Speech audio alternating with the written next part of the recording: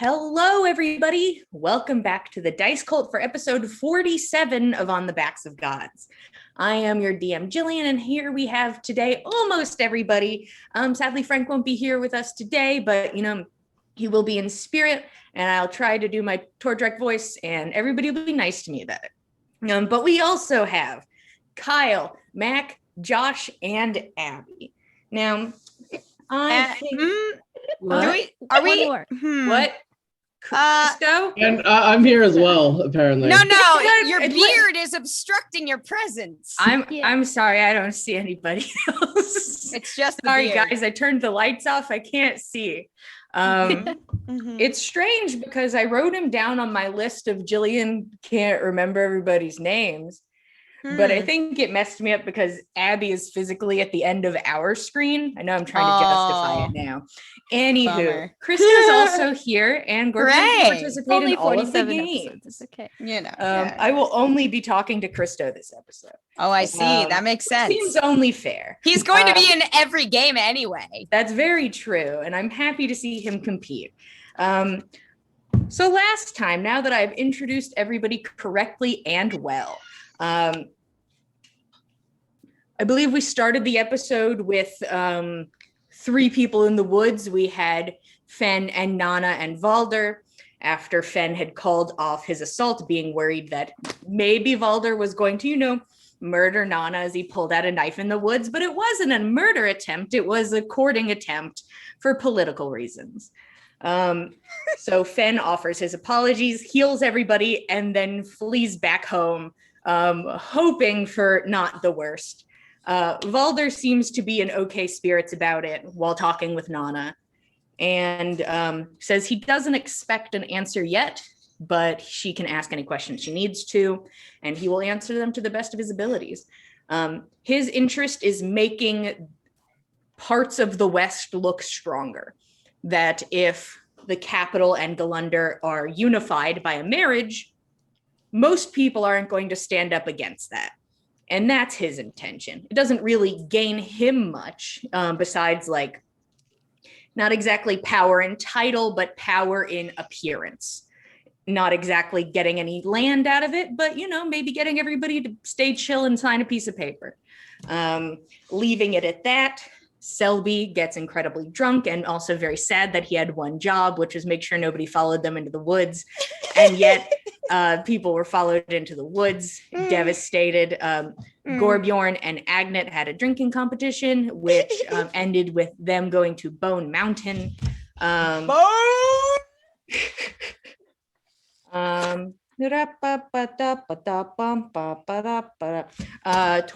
and Saga started trying to get their religious teaching on, as Saga has just become a cleric and is wanting to learn how to cleric properly. So right after the party had their conversation about being safe and staying near each other and at least going with a buddy, to safe places in town, they buddy up and go almost all the way to the very edge of town to an unpopulated area, where they encounter some people who are interested in the good word of the Nine Sisters and Lady Satyr, or kidnapping or murdering you. It's one of the three. You're not exactly sure.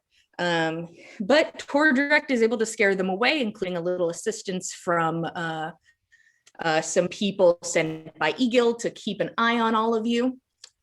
During this time, Tordrek also keeps going back to try and kind of dig a new channel, I believe, for the river to get it closer to town, maybe make it safer. Also asks those same people that backed him up earlier to escort him. So now it's just Tordrek and three people chilling at the outskirts of town. Very safe. It's fine. During this time, they decide that Saga should probably not go to her new temple that she just made, and ends up getting to paint a mural of said temple on the front of Island Life after Eagle says it's all right, so that she has a little temple in town somewhere. The party then watches as all of the chiefs arrive. The showing of a piece of unity that all of them do is bring a sigil of their land. And it is all placed around the statue of Galunder. You get to meet everyone, including their families. The one who had the biggest family being Vandal Stormer from the coast of Knot, with his many daughters, and one of them has a nice little sugar glider pet. We ended the session with, I believe, Freyrun and Nadia, her wife, arriving in town. And she does not give a how do you do to anybody. When you have tits out energy, no time for handshakes, I guess. But goes to present a sigil, stops at the edge of the courtyard, hands it off to a servant who runs it over and places it at the statue. And that is where we left off. And I would actually love to start by talking with Gorbjorn. Hey, man, I knew you were here the whole time and didn't forget you at all. So you, during this time, I believe you told me that you activated your magical wolf eyes. I would also like to give you another detail. Okay.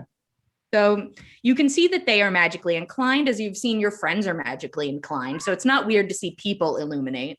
Mm-hmm. You can see that the tattoos on Freyrun's body illuminate. Mm-hmm. And as you watch her walk by and stop at the edge of the courtyard, you can also see what almost looks like a boundary.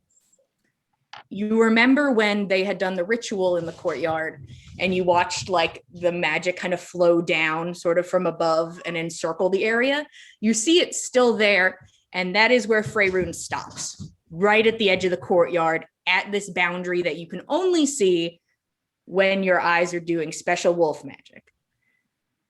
Does the boundary give a certain magic off?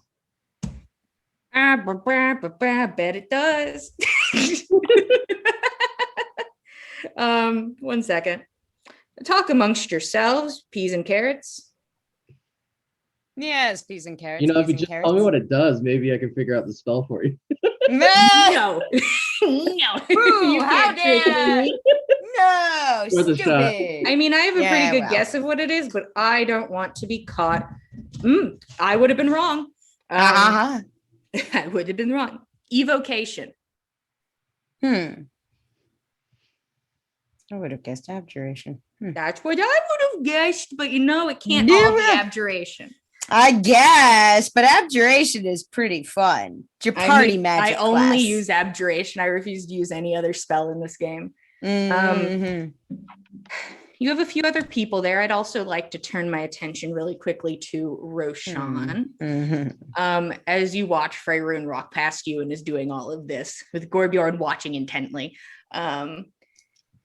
you can feel a presence behind you, an energy. And the thing is, you haven't seen much of the shadow in the last couple weeks.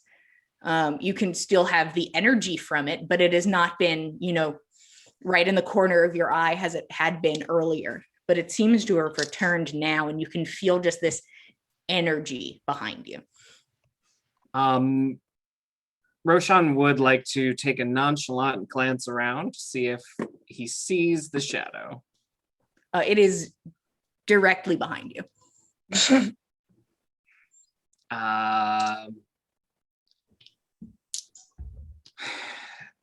So I guess he'll just face back forward and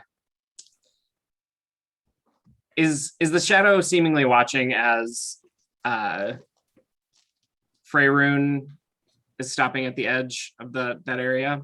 Yeah, it seems to not really be looking at you. It's looking over your shoulder. At Freyrun? Yes. Okay. Then Roshan will approach her as her servant is laying out the banner. Does she pay me any heed? You start approaching. She does not see you until you fully, like, she watches as her servant makes their way back. She turns to go back to basically being escorted, and sees you approaching, keeps her eyes on you, but continues her way back towards where she came from. Is she trying to ignore me? She looks dead at you, but says nothing and does nothing towards you. Okay. Well, then I will approach her and get into a more I don't want to say intimate space because that sounds weird, but like approach her close enough to give her a handshake. So he'll put out his hand and see if she. You step in front of her and extend your hand towards her. She stops dead. And she looks at your hand and then looks at you. And she extends her hand forward like this. Okay. Roshan will grasp her hand and he'll give it a good old hand kiss and say, "It is my honor to welcome you to the humble village of Golunder. I hope the warmth of our hospitality is enough to thaw any friction from our pasts. Together we mourn the loss of our chiefs, but let me also congratulate you on your marriage. May the pair of you enjoy many long years of happiness together." And then he will let go of her hand. She smiles and leans in close. I don't care if you rot. Roll insight. Pretty straightforward, but roll insight if you'd be so kind. I wonder what else there could be there, but I got a 23. I should hope you'd be able to figure that out. Oh, this doesn't sound very nice. No, that's apparent. But after she says it, you see just a moment where she almost looks shocked she said it and then starts laughing and she like covers her mouth. Now move, please. I apologize, and Ro will back out of the way reverently. The second you step to the side, it's like half a centimeter from shoulder checking you. She makes her way back over to her wife, who seems to kind of close the distance to talk to her and like takes her hand, and they seem to talk softly to each other. And the wife, Nadia, glances over at you, and they both go back to their cart to continue forward. You know that all of the chiefs who are visiting have been greeted by you guys. They go to the square and then they go to the longhouse to meet with the chief of Golunder. So there's kind of been just a path each one is following, and that's where they would head now. Okay. He will not accost them any further. And that's my story. Thank you all. My tinfoil hat is spinning. It's acquiring friction. I just pictured one of those little caps with like the Propeller tiny hat. little propeller on top. My tinfoil propeller hat. What would you guys like to do? A few of you are near the square at this time, being able to witness these things. I would like to seek out Dylan Shormerson. It would be Vandelson. yeah. Okay. Yeah, go ahead and roll perception or investigation. I'll give you advantage. Okay. 23 again. Wow. Easy, Mm. easy enough to find because you see that he seems to be on at least watch 2 of sisters duty. Okay. So you can hear 2 young girls arguing and see that he is standing nearby.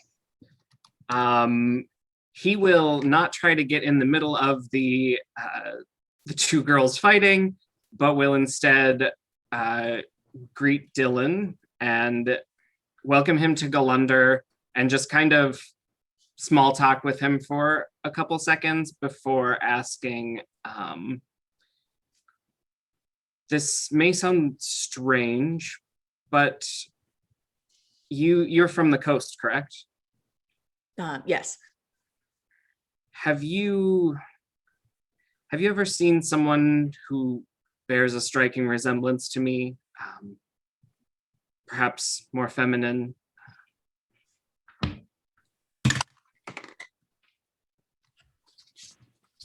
He looks you over. I'll make him another roll as well. Okay.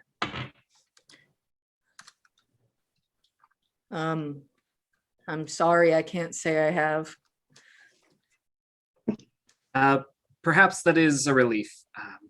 Thank you, and I hope you enjoy your time in town. Of course, thank you for your hospitality. And You're you very hear welcome. one of the girls yell as one of them like grabbed a pigtail and just yanked it as hard as she physically could. And now Dylan goes over to break up a scrap between the 2 of them. That's all I got. Fen would see if he could convince Jenny the Wren to come over, and he's gonna show her off to the girls, particularly the one that's already got her own little furry friend, and see if he can break up the fight by distracting them with a cute little bird. Yeah, it's you see the one with the little sugar gliders sort of like off to the side watching. But when you come over with a bird, the bird has learned the bird. Jenny is she knows to show up. Like she's like, I'm being summoned. I can do that. That's easy enough. I usually get food out of it. And if I like stand on the finger, I get more food. So easy enough to get her to come over. And you bring Jenny over and are like, behold, you can either roll me persuasion with advantage or animal handling with advantage. Yeah, I'm gonna do animal handling. It's not great, but it's better than persuasion. It's a 15. You can see the one with the sugar glider is very interested, and you can see Dylan like leans down, like talks to one of the girls, and it, from what you're vaguely able to pick up, it's like stop fighting in front of strangers. And they seem to understand that a little bit and are like, we'll be nice, and also we want to look at the cute bird. So you are able to assist in breaking up the fight. First off, reminding them that they should maybe act like they aren't at home, and also see a cute bird is what they are up to. And Dylan seems to just be like, all right, and like he can take a break, he can take a moment and refocus, prepare for the next wave. I would also like to check back in with team in the square.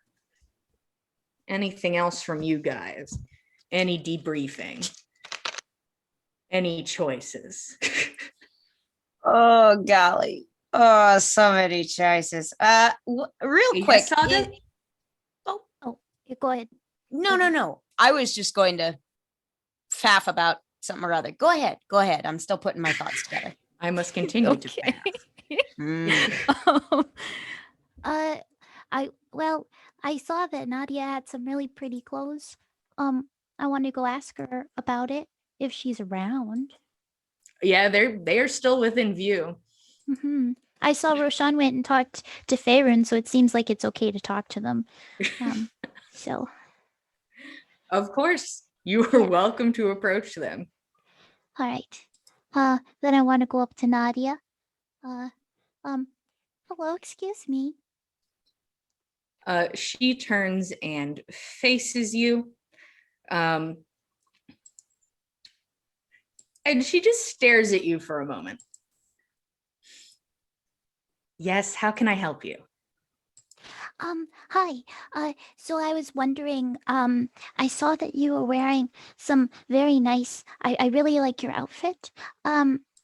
I've been studying elven clothing because I was planning on making some I was working with some leather work for my friend who needs armor because he borrowed some armor and then he gave it back because that's so I've been looking into stuff like that and making our elven so could you tell me about who made your clothes, or did you make them? Roll persuasion. Okay. If she got all of that. Just her eyes glaze over. Okay. Ooh, that was painful. Damn, it's a 13. I mean, I know that sounds high, but I have a high plus. Give me insight as well, if you'd be so kind, while you're chilling there. Okay. It's way better. I don't know why I always roll well on this. 19. I can read faces. Yeah. You can see that this is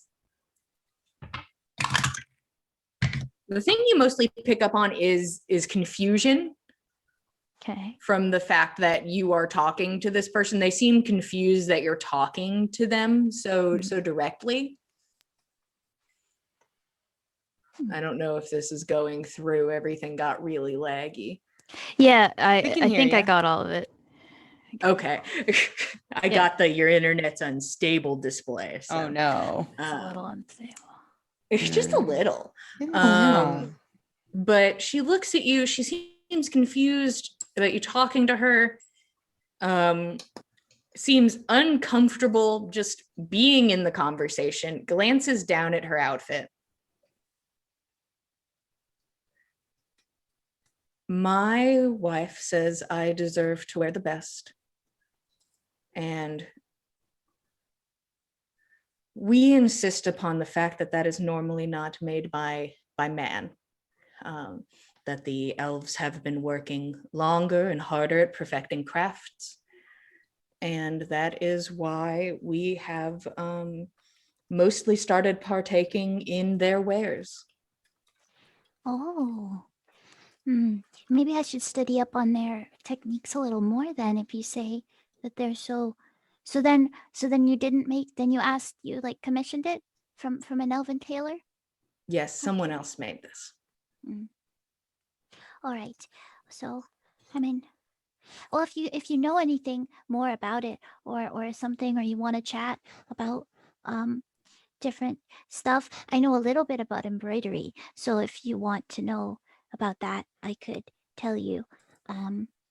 But I guess you don't do it yourself, so that but if you're interested, you know. All right. Okay, well, Thank you. that was it. It was nice Mm. talking. Uh-huh. There's a lady satyr over there. If you're interested. All right, bye. Goodbye. Oh my god, baby. She stands there a moment and then turns and goes back to Freyroon. I'm gonna go back to Nana. Oh. Satyrs calling me. Oh. While all this was happening, can I have just been doing hokey pokey at the edge of the perimeter of this aura thing? Yeah. You put your left hand in. Then you put you there. You are able to breach the perimeter, no problem. I don't feel anything different. Nope. I guess I just walk back then. You just kind of stand there at the edge okay. Yeah, you don't feel anything. Squints. Nana, Yes, Saga. I was just talking to Nadia. I She's- saw. Yeah, she's really I don't know. Did you talk to her before? I don't know Nadia much. Honestly, I never really got to know Freyroon before we heard of her late husband's passing, and I don't know. At the very least, Freyroon is different from how I remember her. And I cannot speak for Nadia, but she seems changed from when we last saw them. Wouldn't you agree? Something just seems out of place. I'm Mhm. not sure. She had like a I was trying to talk and she just seemed so confused and distant. I don't know. Maybe that's how she is, but it's just really hard to talk to her and I didn't know what to say and it was awkward. What were you trying to talk with her about?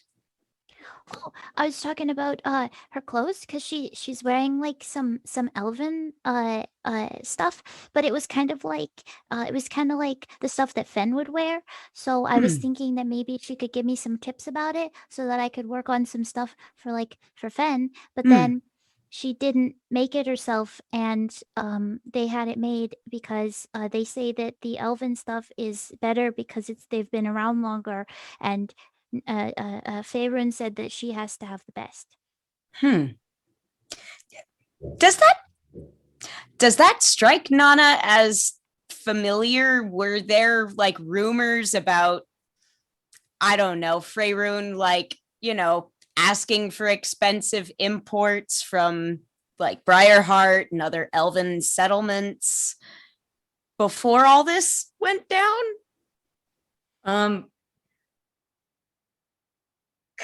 Go ahead and roll intelligence. Yeah, all right. Hobbling me at the knees here, DM. Oof. Well, it's a 10. I'll be straightforward about this. Mm-hmm. There were no rumors about Freyroon ever.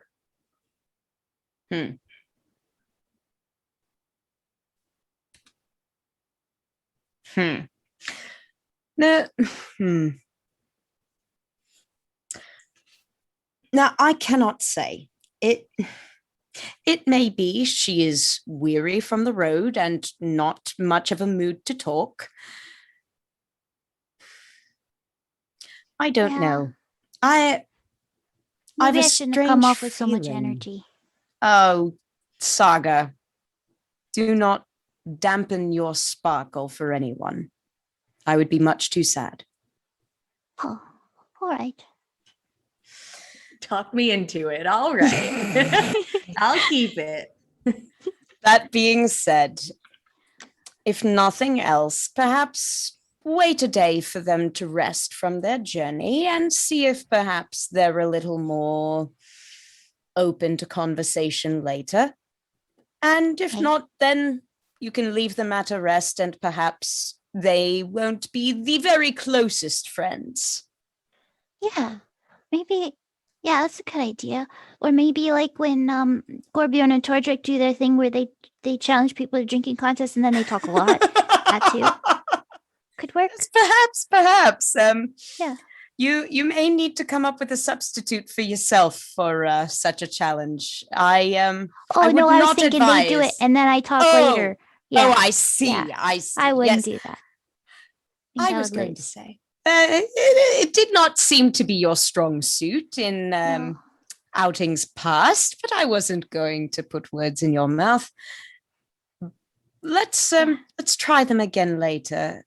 And I don't know, let's perhaps find some time to talk with some of the others about this. I've got a weird feeling. Yeah. that one has a squirrel. I'm gonna go. Yes, go on.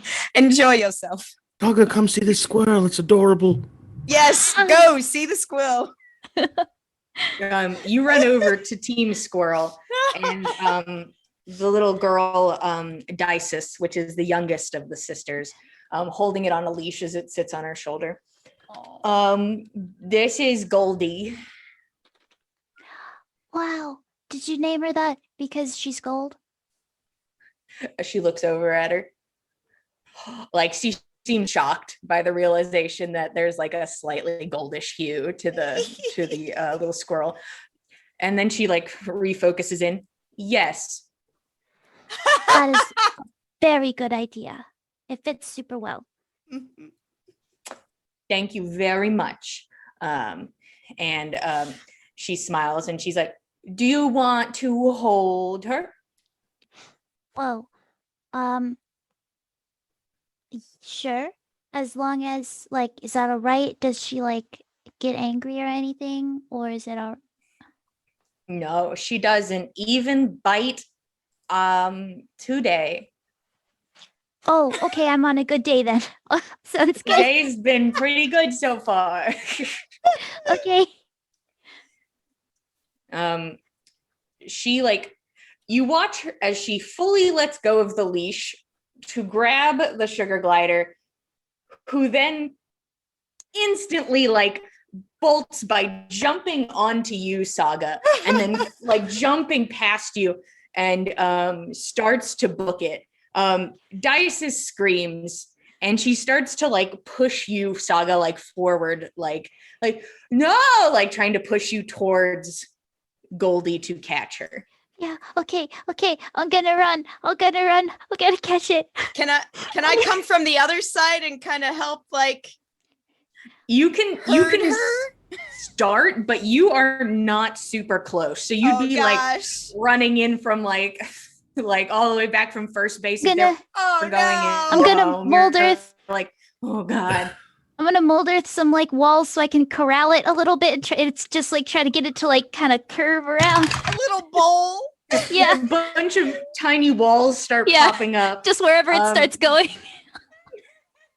And then you watch as the squirrel like aggressively changes direction to the side and sprints up to a tree and is like made base. And that's where you stop, is at the foot of this tree with this squirrel up in tree. Oh gosh. Saga is pretty good at tree climbing, but she knows that she can call on us for help if she needs it. I have climbed a house before. You Saga, have. you doing all right?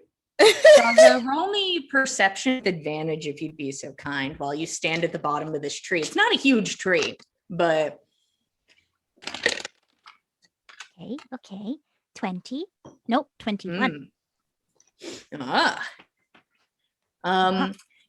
You can see now while you're like staring up at this sugar glider and like there's like a beam of sun coming through the leaves a bit. And now that it's been jostled around a bit, you think it may have been under the fur slightly. You can see that it had like a little thin like collar around its neck. And dangling from the collar is a little charm that is golden and shaped like a leaf. Oh. I want to see it. Want to see it close. Reminds me of my leaf coins. All right. I'm gonna climb up and did it make any sounds when it was like, I don't know, living close to me? There was the occasional kind of like those like kind of sounds, like the like Yeah. kind of things. So yeah, Okay. that's the noise it make. I want to try to create, using my thaumaturgy, create really small like yeah sounds as I climb up to try to like calm it down. Okay. Go ahead and roll me athletics or acrobatics. Okay.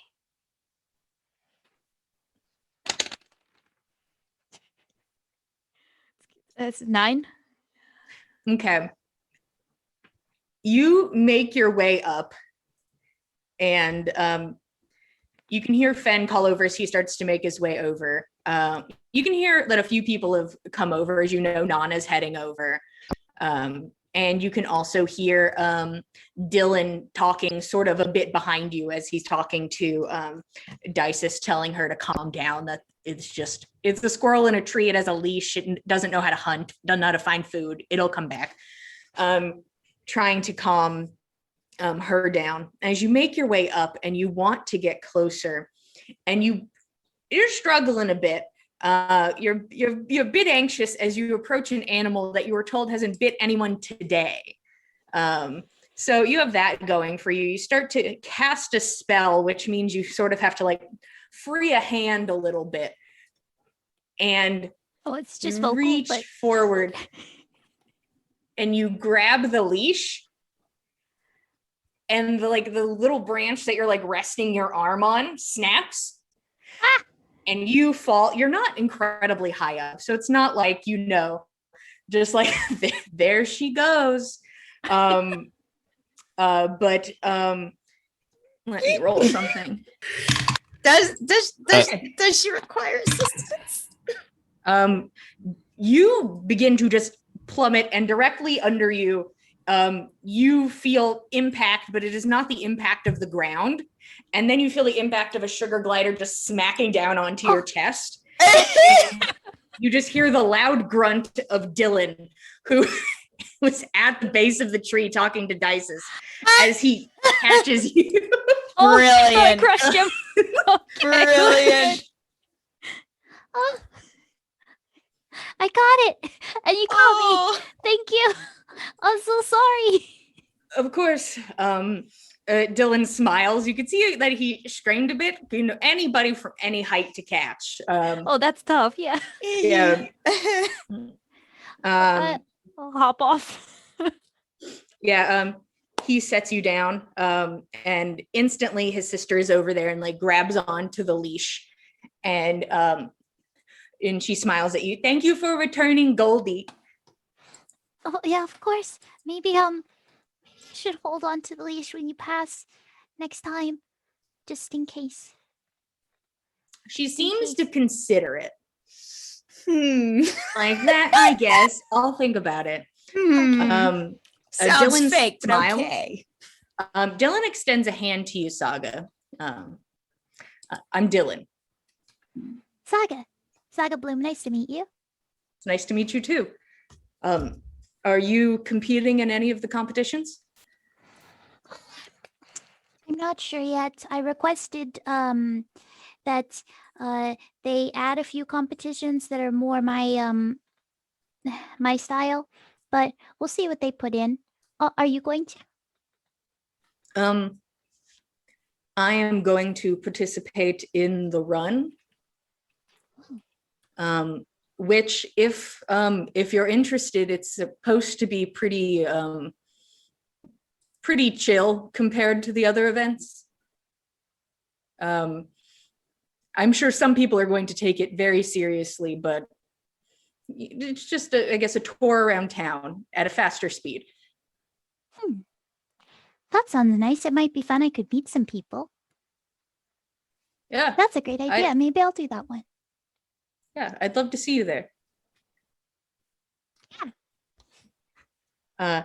He smiles, and there's another screech of a young girl as you look over, and one of them is now on the floor, and the other one's standing next to her like she didn't push her down. Goodness. But it's pretty obvious that is what occurred. And Dylan's like, "I'll see you there, Saga Bloom." And he makes his way over to his sisters, and tries to corral them again. Gorbjorn, after you play Hokey Pokey, anything else? I'm just gonna be eyeing down Faerun. Is this mid rolls? No. No. She'll never see me. Oof. Yeah. You watch as they have now started to make their way to the longhouse to go greet Hertha. Okay, So they're on their way away now. I don't need to follow them then. Yeah. doesn't seem too suspicious, but suspicious enough. Yeah, as a little bit of chaos occurs. Anything else in this setting?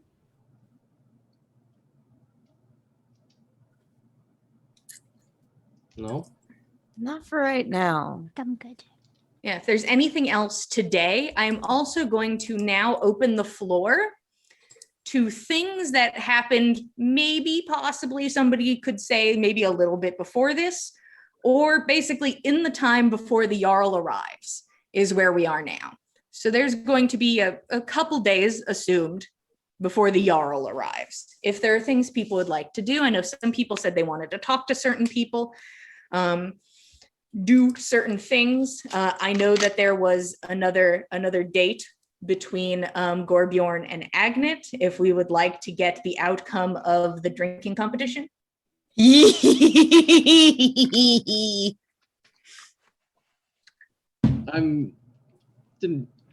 I just assumed it would just be like another like a 2-night stand kind of thing. I only date for a period of 2 days and then I gotta disappear into the woods, my dude. Hey, I don't make the rules. Like, we'll see how we're feeling after each moment. Like, maybe she's got someone else who's coming into town. I don't know. Like, Yeah, I don't know. You got friends? What's up?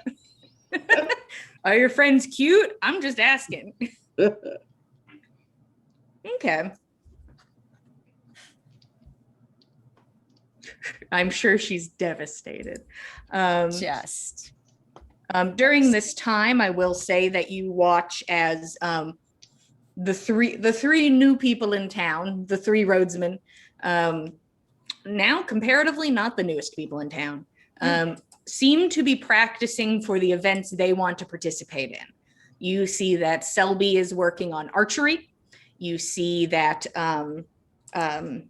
Agnet is working on for the wrestling competition, and that Valder is working for the weapons competition. And Agnet's practice includes just fully getting under Selby and like putting him over the shoulder and like flipping him over. Like easy, no problem. Just Selby seems to try his damnedest, does not seem like his cup of tea, but he's at least like in her weight class. So that's what she's working with. Are there things people wanted to do anywhere? Yes, Nana. Yes. At one point, while our 3 roadsmen are sort of doing their pre-game training, Nana wants to step up to Valder and offer to spar with him a little bit, help him warm up for the games. He looks over to you. Sure. Of course. It's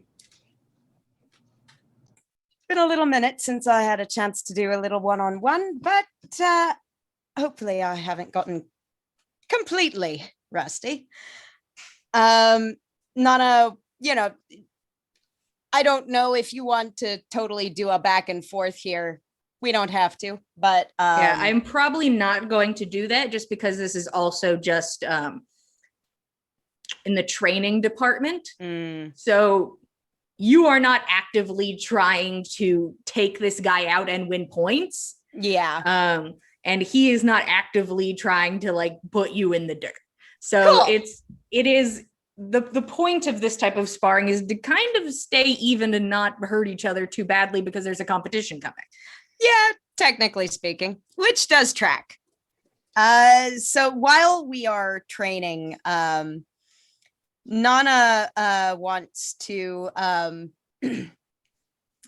maybe like after they've opened up with a few like opening blows, they've gotten into a good rhythm with their sparring. Nana says to Valder, I've been thinking about what you said the other night. I'd love to hear what you have to say about it. I'm interested to know more for certain. Want to get to know you a little bit better. And I won't say no to being courted, but I've got 2 conditions for you. Have at it. First of all, any advice that you take on how you wish to proceed with courting me, I would appreciate it if you'd run it by at least one of each of our friends. Someone among your crew, someone among mine, just to avoid any unpleasant surprises in the future. Understandable. Second of all, I don't want for the games upcoming to be a venue for you to want to win my hand or compete for my affection or anything like that. Games are well and good. Competition is well and good, but a partnership should be built on more. And I'd like for us to get to know one another rather than try to win each other.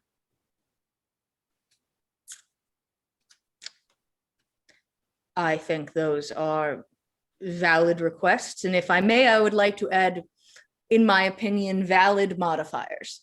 By all means. As a relationship is built on two, I suppose you should know my mind as well. For the first one, no modification. That's fair.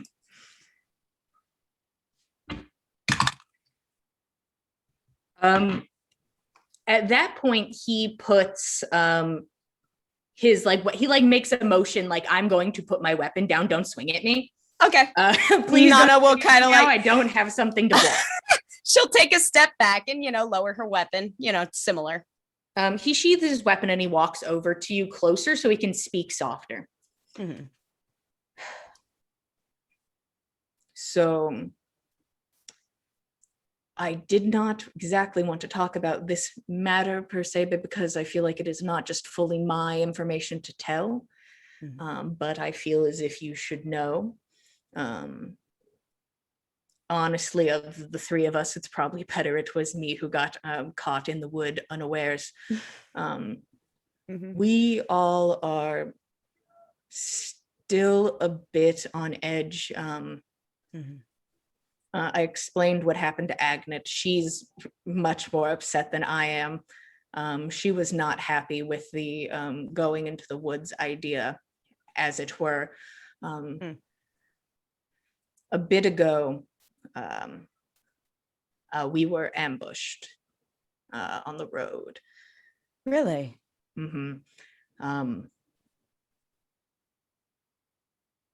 And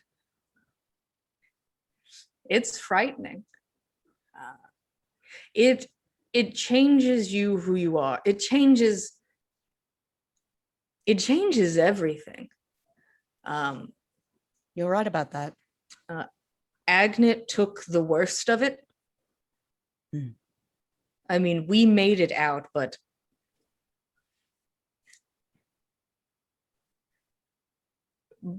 she is changed, as we all are.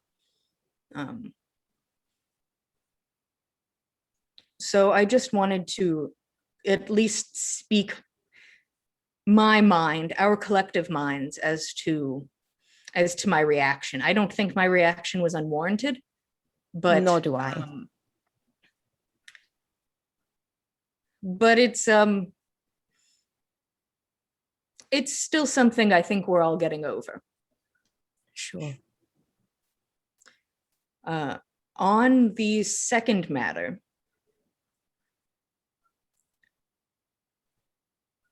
I had no intention on trying to use these feats of strength, as it were, to show you how incredibly amazing I am and what have you. But you didn't strike me as the type, but I thought perhaps I might clear the air ahead of time. But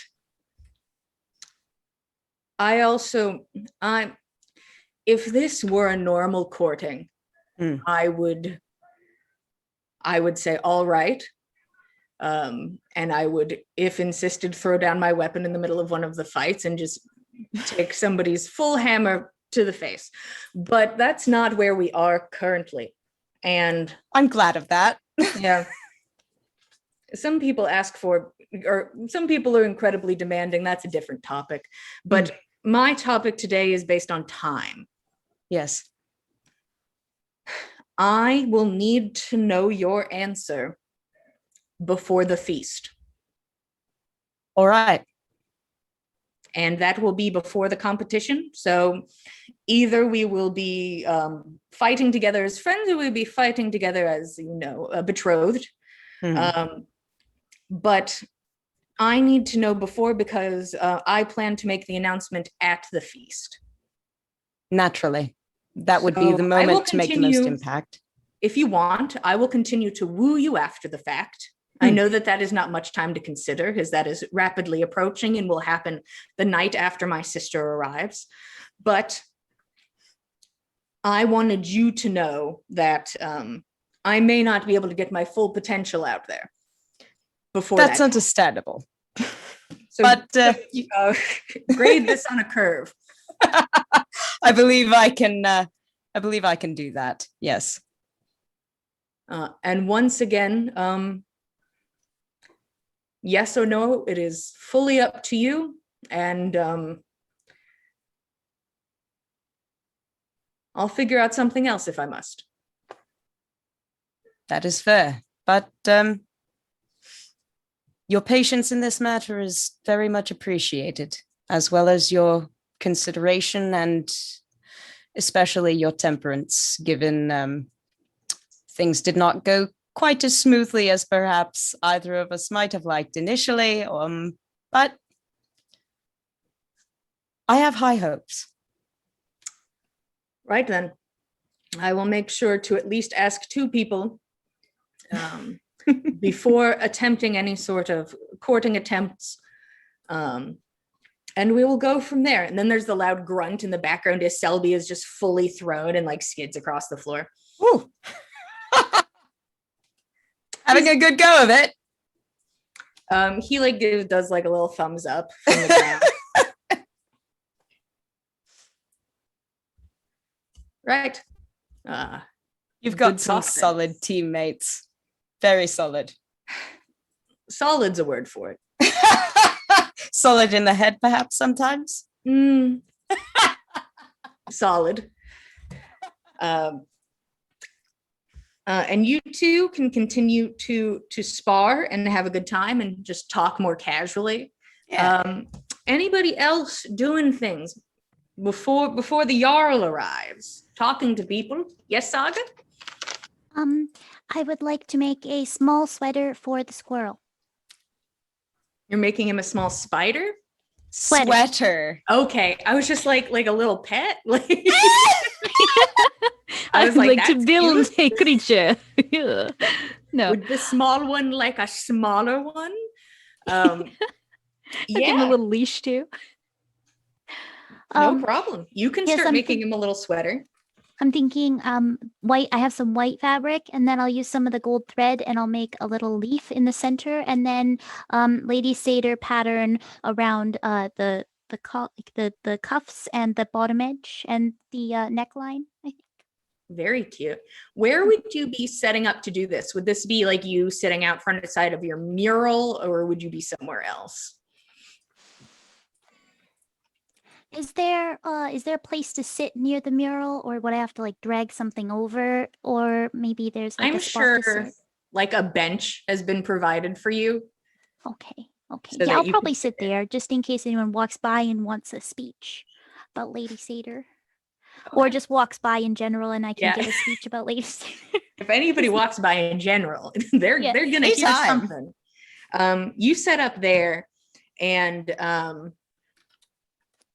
on one of the days while you are making this sweater, Eagle comes outside and sits on the bench next to you. I didn't know you were so handy with a needle and thread. Yeah, I actually well, I thought I told I made this dress. And I do recall. I'm sorry. I took all of that in a different way. No, okay. don't worry about it too much. Okay.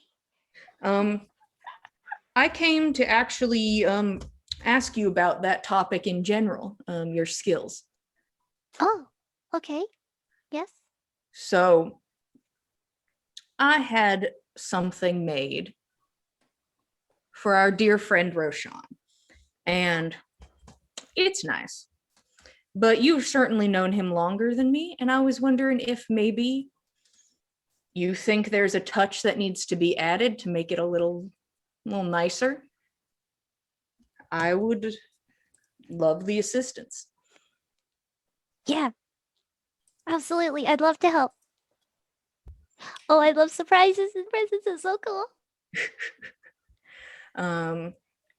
He picks up a bag which he had next to him on the ground, and he shows you a wrap cloak, which has like the thick strap of fabric that goes this way, and then one across the front, and in front of that goes over the shoulders, and then like turns into a cloak from that point. Now, it's beautiful, but it could be better. Okay. Well, first up, what color is it and what material is it made out of? He shows it to you. It is black and red to continue with Roshan's color scheme. It just indigo. No, It's yellow. just bright yellow. Oh God.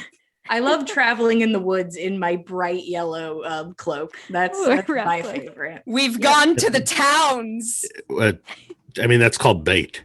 Yeah, we always send Roshan just a few yards ahead of us. But he shows it to you. One side is black, one side is red. Now you can basically do whatever you think is necessary. I think we should. I don't know. I see you have gold thread. Perhaps if you need supplies, I will buy them. Well, I was thinking about how Roshan needed some extra pizzazz in his outfit for a while, but I was trying to figure out how I could add the gold thread to what he had currently, but I think adding something on and then putting the thread on that would probably be just a little bit more, you know?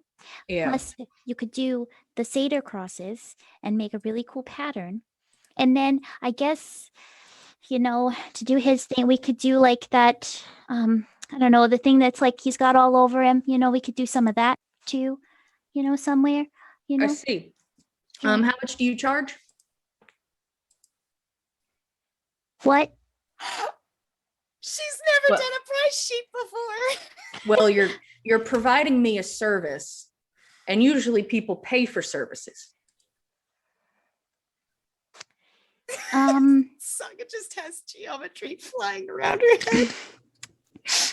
head. I think that's probably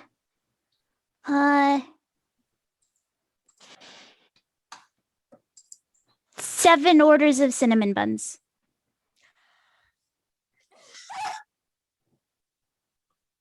All right. Okay.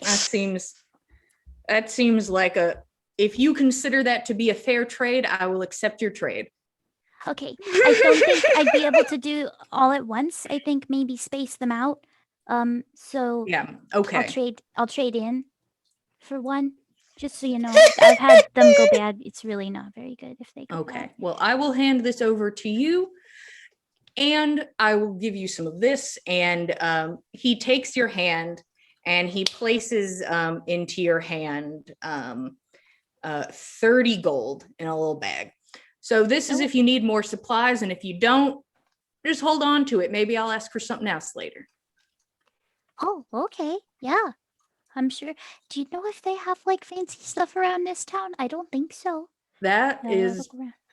that has been something I've also been struggling with emotionally. So if you need something in particular, tell me. Okay. All right. I'll think about it. I think I already have a few ideas. And I'm very excited to work with you. Thank you very much. I'm so glad to have done this and everything. I just need to finish this squirrel sweater first. I cannot fault you for that. Okay, thank you. And he gets up and he goes back inside. Your first actual commission. Wow. Saga's a real artist now. I grew up so fast. Okay.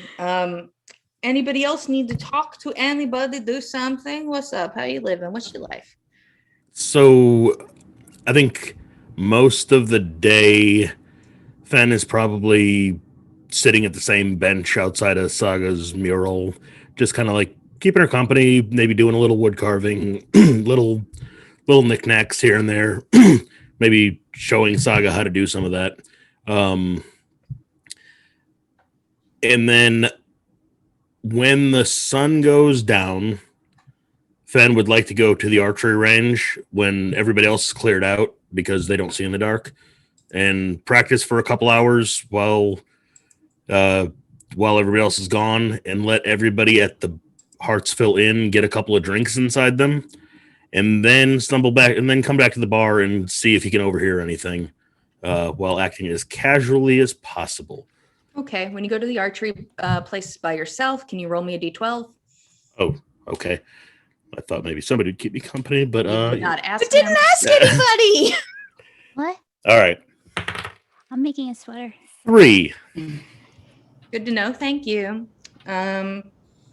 You train with archery at night, and then you go back to the Hartsville Inn to listen to people's conversations as the building is now starting to fill with the many people that all of the chiefs have brought with them. Each came with an entourage.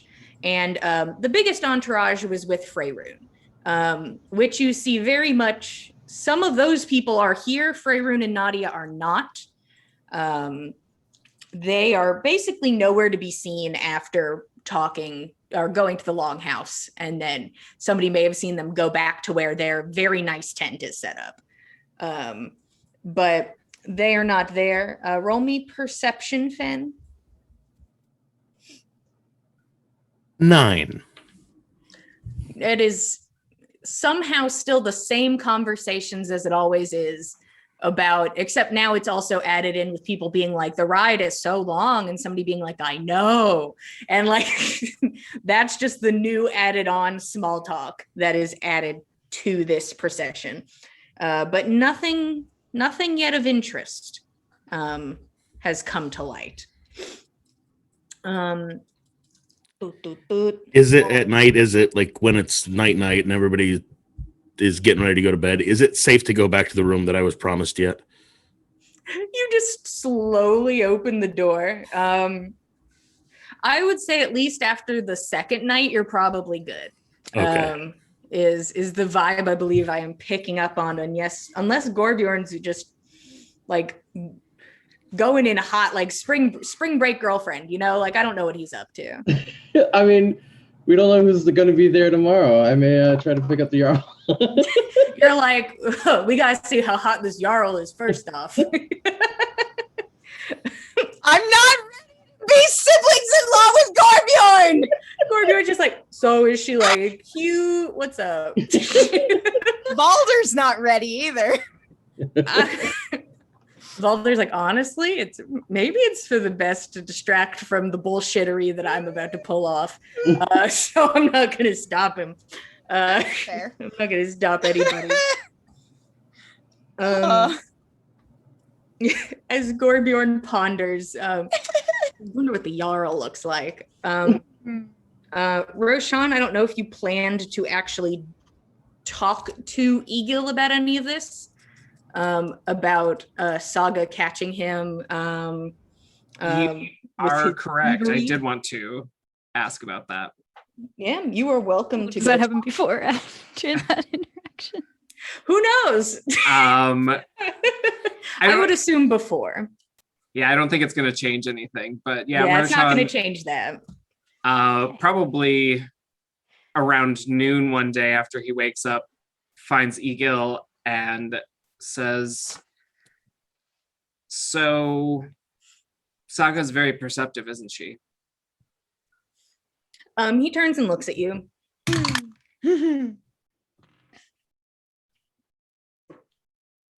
What did she perceive now? I guess I was just wondering what it is that you took from Gothia Tumnus.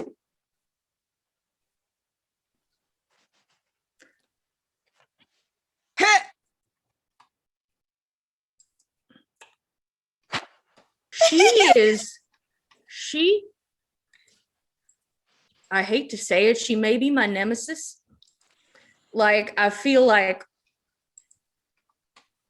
she has made herself my most powerful enemy, and I do not know how this has occurred. She does either. Oh, you're friends. Just appears. I thought we were good. And the thing is, I'm sorry. Sorry, I put my hand near a cat and it got very upset. Angry kitty. I didn't know he was there. And the fact, I was very proud of the grab too. I didn't notice it. That makes me feel a little better. But I do not think my ego can ever recover. I don't think I've recovered since I first met her, and I'm still reeling.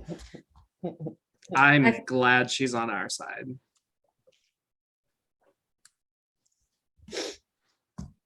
I agree. I'll show you. I'll show you what I took. And the thing is, I'm not going to call it stealing because I plan on giving it back. It was just a stealthy borrow. I really couldn't care less. I know. It's just if you have to report back to her, like to her secret organization that she is now acquiring. I feel like she could possibly be doing like the long con, right? Like it would be perfect. Do you know something that I don't know? I'm not going to say I don't have people looking into it, but I don't know nothing at this time. But here you go. And he reaches into his pocket and he pulls out a little pin that has the crest of Olaf's Valder on it, the basin spilling out water. So I wanted to get a look at this because I had heard a rumor that he had been either he had placed something upon it, some sort of magics, or someone else had, and he wasn't aware of it. And I wanted to take a peek. Did you find anything? Oh, yeah. And he turns it around and you can see small markings scratched around the outer circle on the back of the pin. It is, I'm going to assume that he put them there himself somehow. It's some sort of, from what I can gather, some sort of protection-based runes. And I hope he's okay right now. But I'm going to have somebody sneak this back into his bag, probably tomorrow. If you want, I could return it for you. Just say it was found in the town and assumed it was his. That is incredibly sweet of you. Though I think he might know I took it then. Just the fact somebody returns it. I'd rather him just think, oh no, where have I placed my belongings? That kind of thing. All right. That works perfectly fine. Thanks for telling me. I don't have to go report back to Saga, but... Okay, sure you do. He's gonna roll insight. He thinks you might have to report back to Saga. Oh, that's a nat one. Oh, for one, he's rattled. He's rattled. convinced. He's convinced. He's just He like, has no chill where it where Saga is concerned. He's gonna put another person on the case to be like, find me fucking something.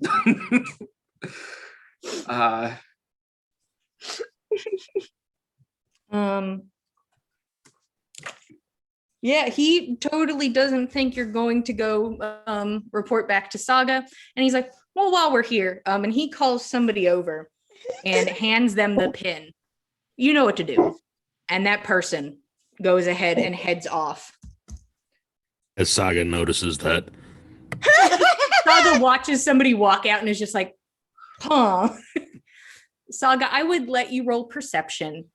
I'm looking for like nat 20 here. I'm looking, if you roll me a nat 20, Okay. you know something's up, but anything lower than that, it's just a snowball's chance in hell sort of thing. I rolled a 24, but it's not a nat 20. Not a nat 20. Nah. You see somebody walk out and you're like, you get a vibe that they're doing something, but you don't know if it's related to anything or what it is, but there's a vibe. Like, man on a mission. That's a bad All right. Well, I've got other things to do. Holding a small squirrel sweater. I have things to do. Very busy. Also, during this time, Roshan, you receive a message from Dagwood. Nice. One of the messages basically says that not sure what questions to ask because I am not there. Provide hypothesis, bring me details. And you also receive another message that basically says, Chief Bromson asked me to be part of convoy to Galunder, said no, didn't tell you until now, so you couldn't convince me. Damn it. Wow, rude. Yeah. How dare she? Roshan will, after the second one, we'll just write that in big letters on a piece of paper and put that in the slot. Rude. Just rude. Then, send it. he will start taking notes about the shadow and eventually start putting those into the slot as well. Okay. Would you give all information, like including would you give all information? He would start with like one sending a day's worth of information and then see if that gets anywhere before he has to divulge any of the more cryptic stuff. Yeah, the good stuff, the probably more helpful stuff. Yeah, you just keep getting messages that's like, and as you all are doing that, you can see the next convoy arrive. This convoy is probably around the same size as Freyrune's. And you would know that this is the Jarl from, I'm not going to say the extravagance of it, but the noticeability when it approaches.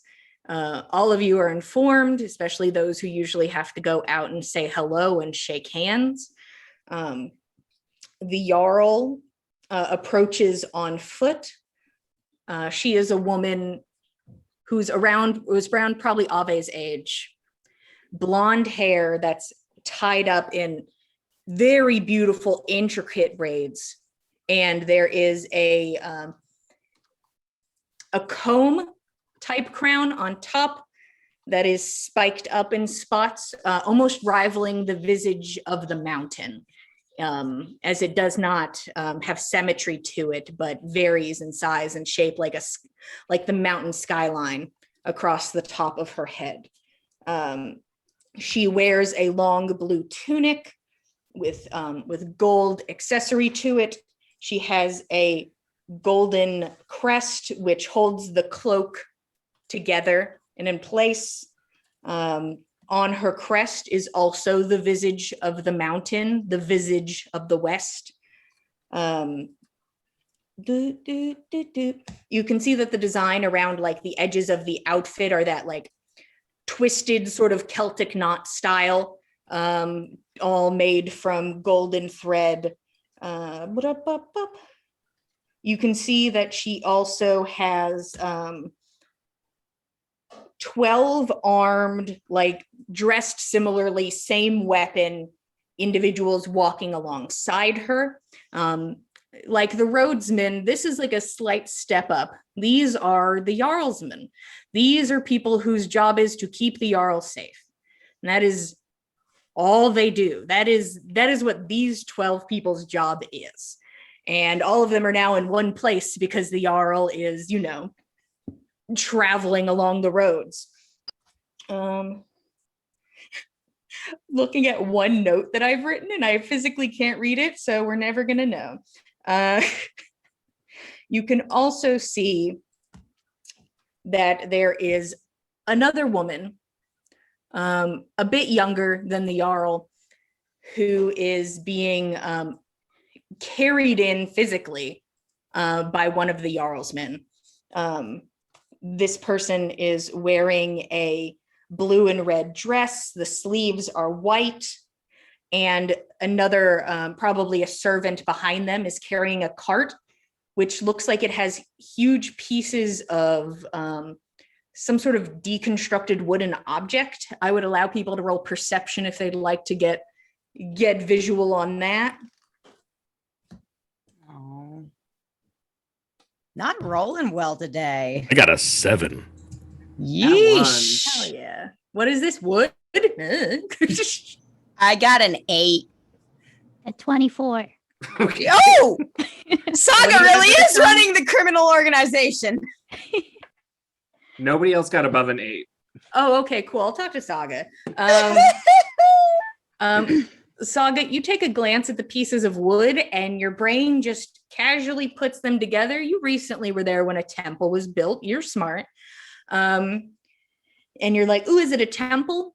And you realize, oh, it's not a temple. It's a chair with really long legs, Oh. which is being towed in. And I would let also everybody roll history with advantage. Do I have? I would also accept religion. Well, let's see which one is better for me. They are both as good as each other. Do both of them have advantage? Like history or religion have advantage? Yes, both have religion. Both have religion. Both have advantage. I mean, history often does. I have a dirty 20. I got a nat 20. I got a net 20 as well. Wow. We can't I recognize a laughed. chair, but we know shit about what's happening. I Well, guess. yeah, chair, but I just see Saga just mumbling chair very softly. Meanwhile, the rest of us are like, what's going on? Basically, anybody who, it may be all of you, who got over a 10. Fenn's just here. He's like, people. That's enough. It's just Mhm. people. It's like, Yeah, people. More than one. That's plenty. You all believe there was no mention of this person coming to this event. You know that they stayed in the capital. This is the Seeress, or also known as the vulva, which we are not going to call it. So that we don't We're gonna get go with Seeress. demonetized. Yeah. Hey, listen, I can't control what they call things. Hold on. I want to know. I want to know more. I mean, I'm so really do I, curious. but like, Hey, question. I'd like to talk more about this vulva character. You know that this is Helka, the seeress, that Helka? she is a woman who has the ability to see messages from the gods. That's her whole spiel. And a lot of it is that she is supposed to be able to communicate with the dead, and that is where she acquires her information. There was no word that she was also coming in tow. Her hair is,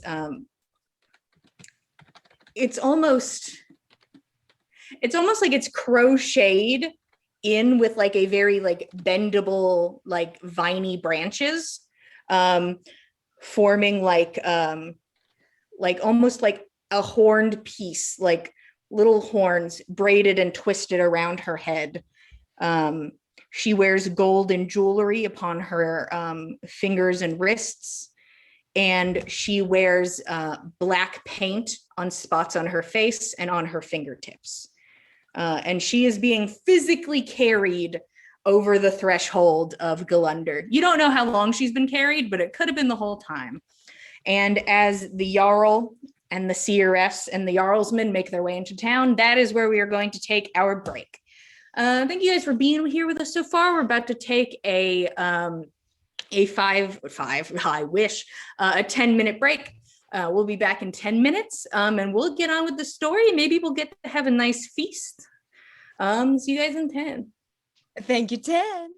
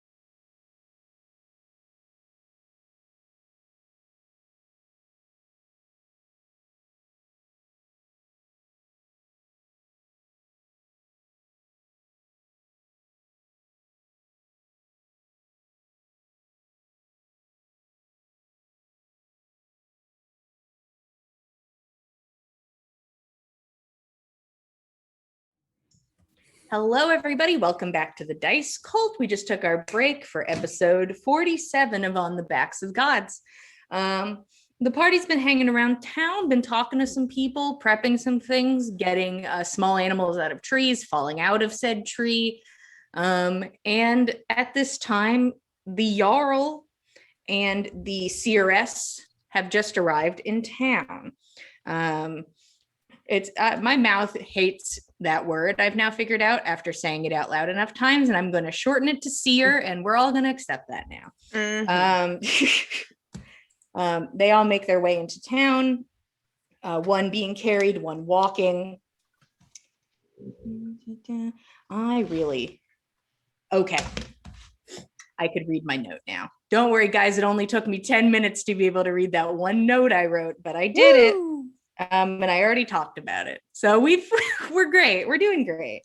They arrive in town, and instead of them having to do sort of the same walk that all the chiefs had to do, Hertha is not in the longhouse and is currently part of the greeting party to greet the Jarl at the entrance. That makes sense. I feel like Nana would be like at Hertha's elbow, ready to assist if need be. Yeah.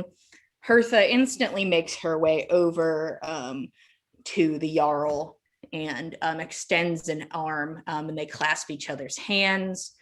And Astra looks to her and sort of softens her gaze a bit. I'm incredibly sorry about Ave. We were good friends. You know that, Hertha. And I am truly blessed that you have taken on his role, as I know that you have done probably many things in his stead. And I truly hope to continue to see a future of Glunder thriving in the West. And Hertha nods and squeezes her hand. Thank you very much. It is truly an honor to have you here, that you have decided to have this meeting in Glunder. And our home is your home, is everyone's home. So please, let me take you to the square. And she nods, and you watch as 4 of the Jarlsmen break off from the group, and it looks like they're starting to like make rounds, like they're going to check out like the area around here. And they all start making their way. Along the way, all of the chiefs come to see the Jarl and basically say either, hello, nice to see you again, or hi, I'm the new chief, nice to meet you, as there are a lot of chiefs that have changed over time. It's just that recently some very important ones have changed. So that's the real problem. During this time, the seer is continued to be carried by this one Jarlsman, carrying her over to the statue of Golveg, to which at the perimeter he sets her down, and she walks with no problem over to the statue, along with the Jarl, who places her own crest, which is the mountain with a large sun starting to peer over the horizon. And she places it in the center of all of the crests. And she looks at it for a bit, and you watch the Seeress look to the statue of Golveg and just fully drop down, like prostrate on the ground. And the Jarl seems unfazed. Hertha, I'd love to see what you've done with the place. And she smiles and makes her way over to Hertha. She looks to the people in Hertha's entourage. You must be Nana Hemming. I am. It is absolutely an honor to meet you.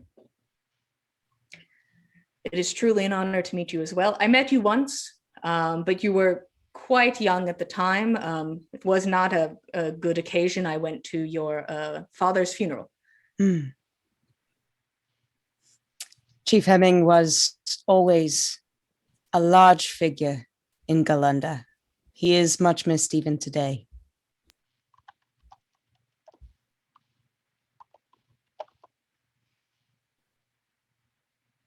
Oh, yes. Brilliant man. Ave, also incredibly brilliant, very talented. Mm. And I only can assume you are equally as talented in what you do. It's a good line. Thank you. Thank you. I try to wield the gifts I've been given with as much sense as I can manage to scrape together. I have good friends to set me on the straight and narrow when I fail. She nods and looks to the rest of you. And if people extend hands to shake, she will shake. Mhm. And she will ask people their names, and you all can introduce yourselves. If hands are not given, she nods in reply. I didn't say specifically, but I do think Nana would have shaken her hand. So, Yeah, Mm. I believe you. And she looks to Hertha. I hope there's drink ready. Hertha smiles. Of course, not a fucking idiot. The Jarl laughs, and they make their way to the longhouse, where it seems there's going to be just like a small get together. This is not the feast, but people start gathering around there. You can see all of the chiefs here and most of their entourage. Like all of the daughters are here running around with the mother kind of occasionally like grabbing one by like basically the scruff of the neck and like pulling them back into place. And you can see the young daughter sitting there with Goldie, trying to behave and holding very tightly onto the leash, holding it tight there. Is there anything anybody would like to do now with the arrival of the Jarl, or are you guys just playing the part? I would assume I'm in Prince Gorbjorn garb. Yeah. I could see that. And when shaking her hand, he would probably say something like, would really like to talk to you.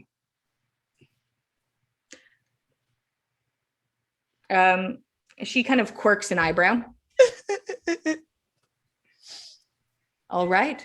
Is this something that can be spoken about here? No. Oh no. May I bring 2 Jarlsmen with me? If I may bring 2 of my party. I think that is only fair. Where shall we meet then? Your tent. All right. Is this a pressing matter or can this be later tonight? Later tonight. All right. I'm going to go get a drink. And she sort of steps out and like, this is what they do. The Jarlsmen follow in tow very easily. And she like leans over and talks to one. And you see that one walks over to 2 who are towards the back and talks to them. And it seems that they have been picked to be part of this conversation that will be happening back at the tent. Gorbjorn, do you talk to any of your friends about this? Who's your 2? Who are your 2 wingmen? I'm assuming Roshan's gonna be working. So I wanted to get Tordrick and maybe Nana. I'll do anything. Yeah, whatever you want to do, I'll be there. Certainly. If you need my help, you've only need to ask.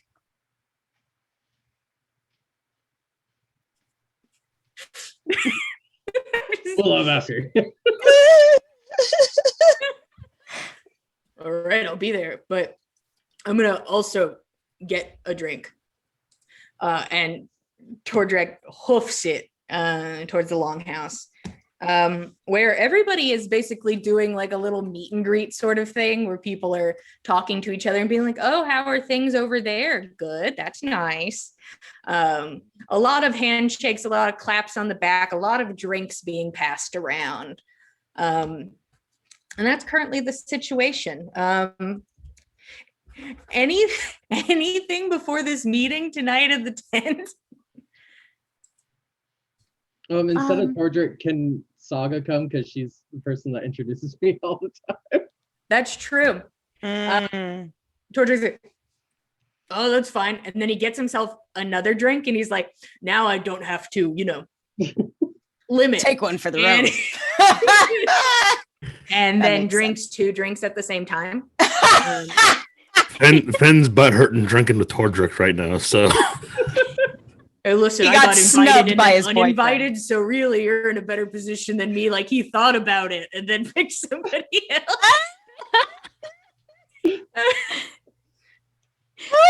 I gotta like freshen up his war paint before he goes in and everything. Yeah, he's gotta look Yeah, cute. naturally. I had a question about the Prince Gorbjorn look. Mm-hmm. Does this look cover your scar? Yes. Yeah, I think Okay. we established there was like Yeah. this I just like, wanted pattern. to make sure. I just wanted to know the visage in my mind. That's what I thought, but I didn't want to make any assumptions. So Gorbjorn, you pick 2 people to accompany you. One who has been your herald basically throughout your whole Prince Gorbjorn experience. And Nana, who is also here for Team Prince Gorbjorn. Both of them unsure of what this is probably about, but they agreed to it instantly. Our friend asked us for aid. You're like, yeah, sure, whatever, man. I'll do it. Anything else? Saga, it looked like you were going to say something, but I'm not sure.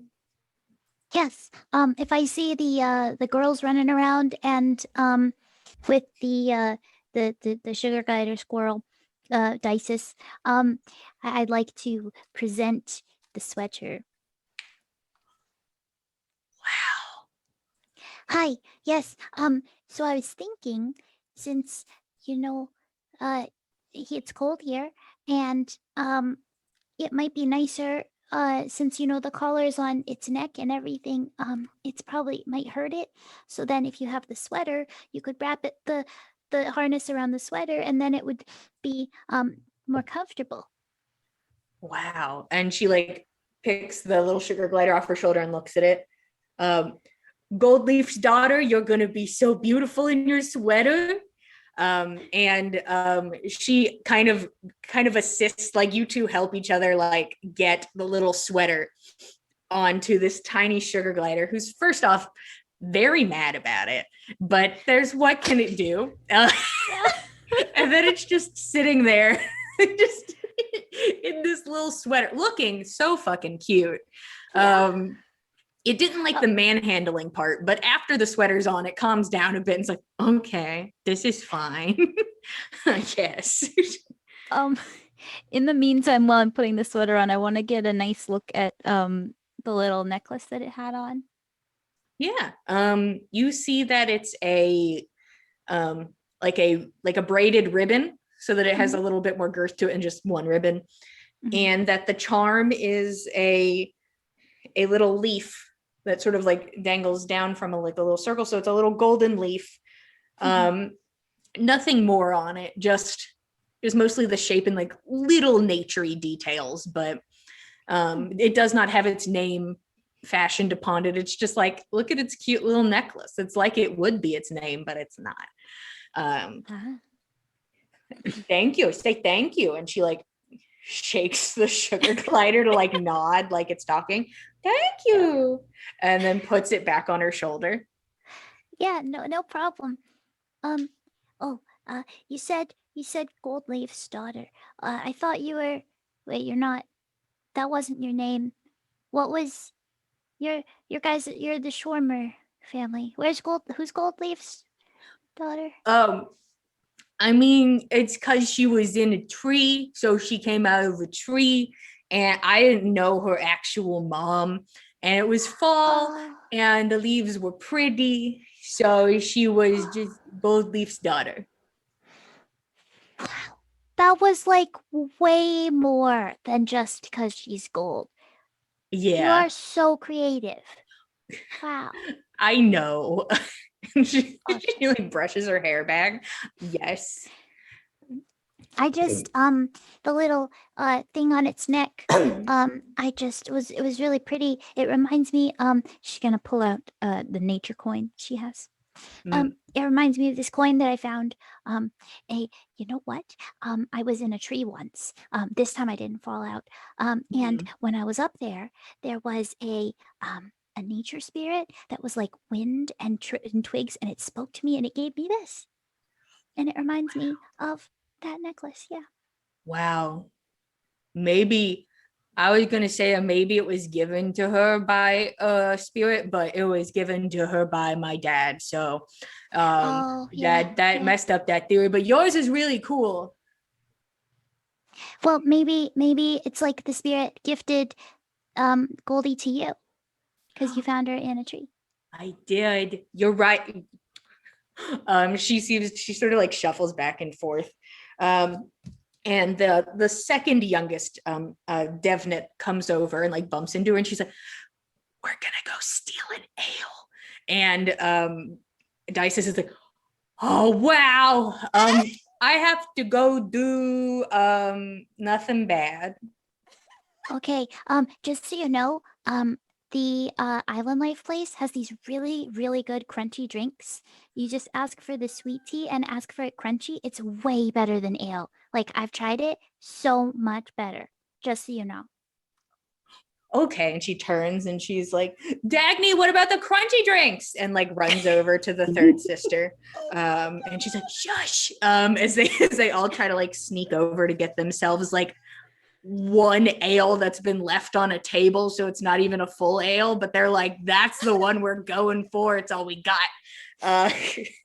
You know, like kids do. She's like, "Yeah, but listen, there's a crunchy one someplace, and I bet we could find it." As they talk to each other about that. The event seems to be going very well. Everybody seems to be having a good time. There was one person who like punched another dude in the stomach, but that seemed to be what they do, and they're happy about it. So those two guys are fine. We're not worried about them.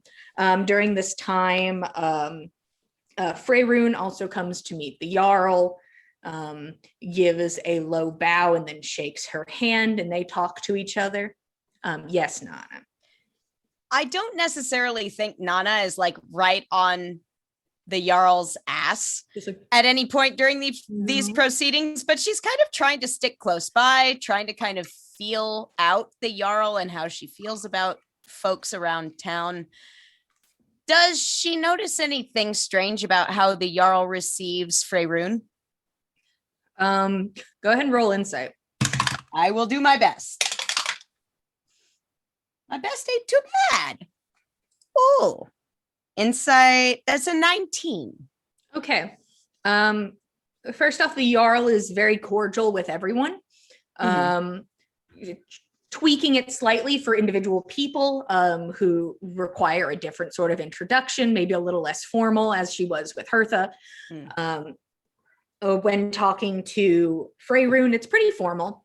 And you can see that there are some condolences passed forward and some congratulations on her marriage. And it is the first thing you notice is the Jarl trying as hard as she physically can to maintain eye contact.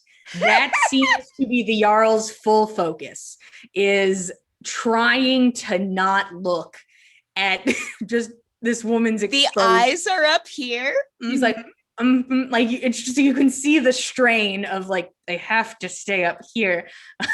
This is like a work event. Just got to keep my eyes up. But it seems to be cordial, but it does not seem like they talk very long, and none of it seems very personal.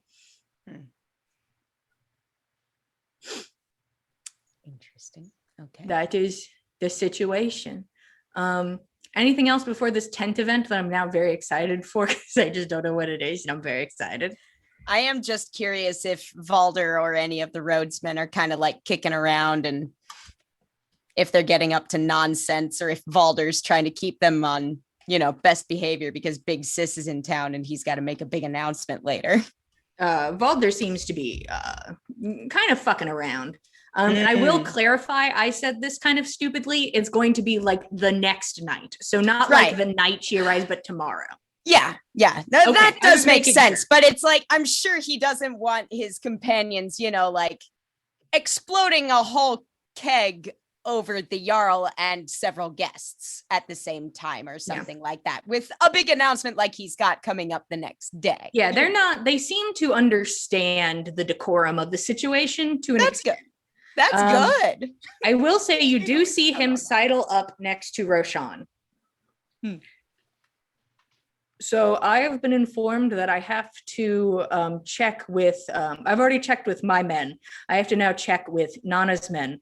Do you think it is safe and correct of me to ask her to dance when the music picks up? Yeah, I had a good feeling about it, but safety first. She was taught by her friend Saga how to dance, so it might be a little bit chaotic. Honestly makes me feel better. My formal training is long forgotten. Thank you very much. Enjoy the evening.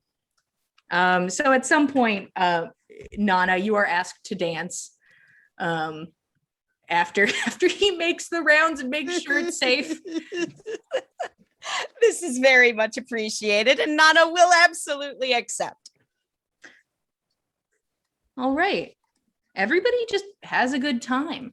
The night starts to pass, and towards the end of the event, the Jarl would eventually make her way back to her tent.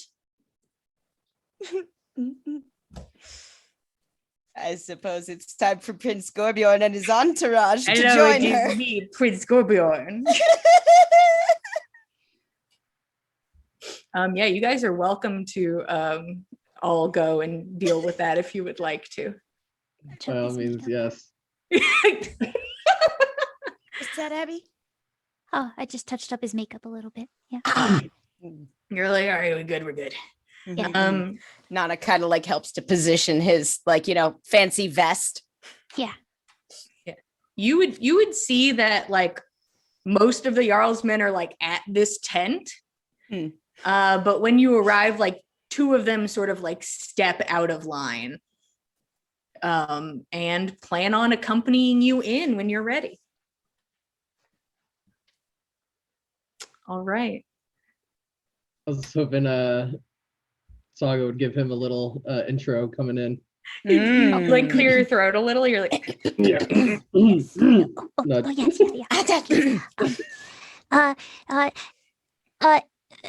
Introducing Prince Gorbjorn, the greatest of his type in the world. And you are escorted in with your herald announcing you. Holder of gold and other shiny things. It's like, okay. Okay. Don't have to go into a whole spiel of full titles. I would like everybody who's here to roll insight, if you'd be so kind. Okay. Maybe the best my dice has rolled today. 16. 19. 4. Nana's distracted just by the ordeal. Saga, once again, you're the only one who sees this. I don't understand.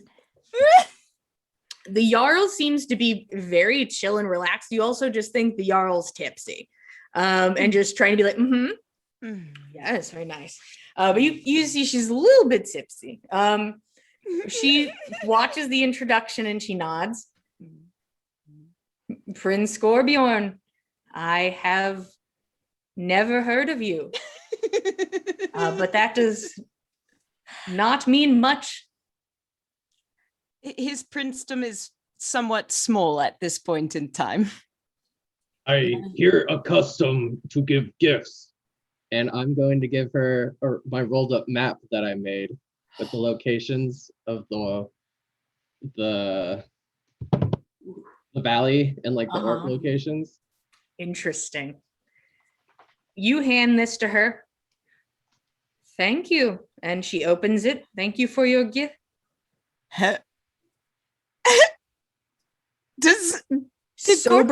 Saga sobers up so quickly. Nana's just thinking, does she like it?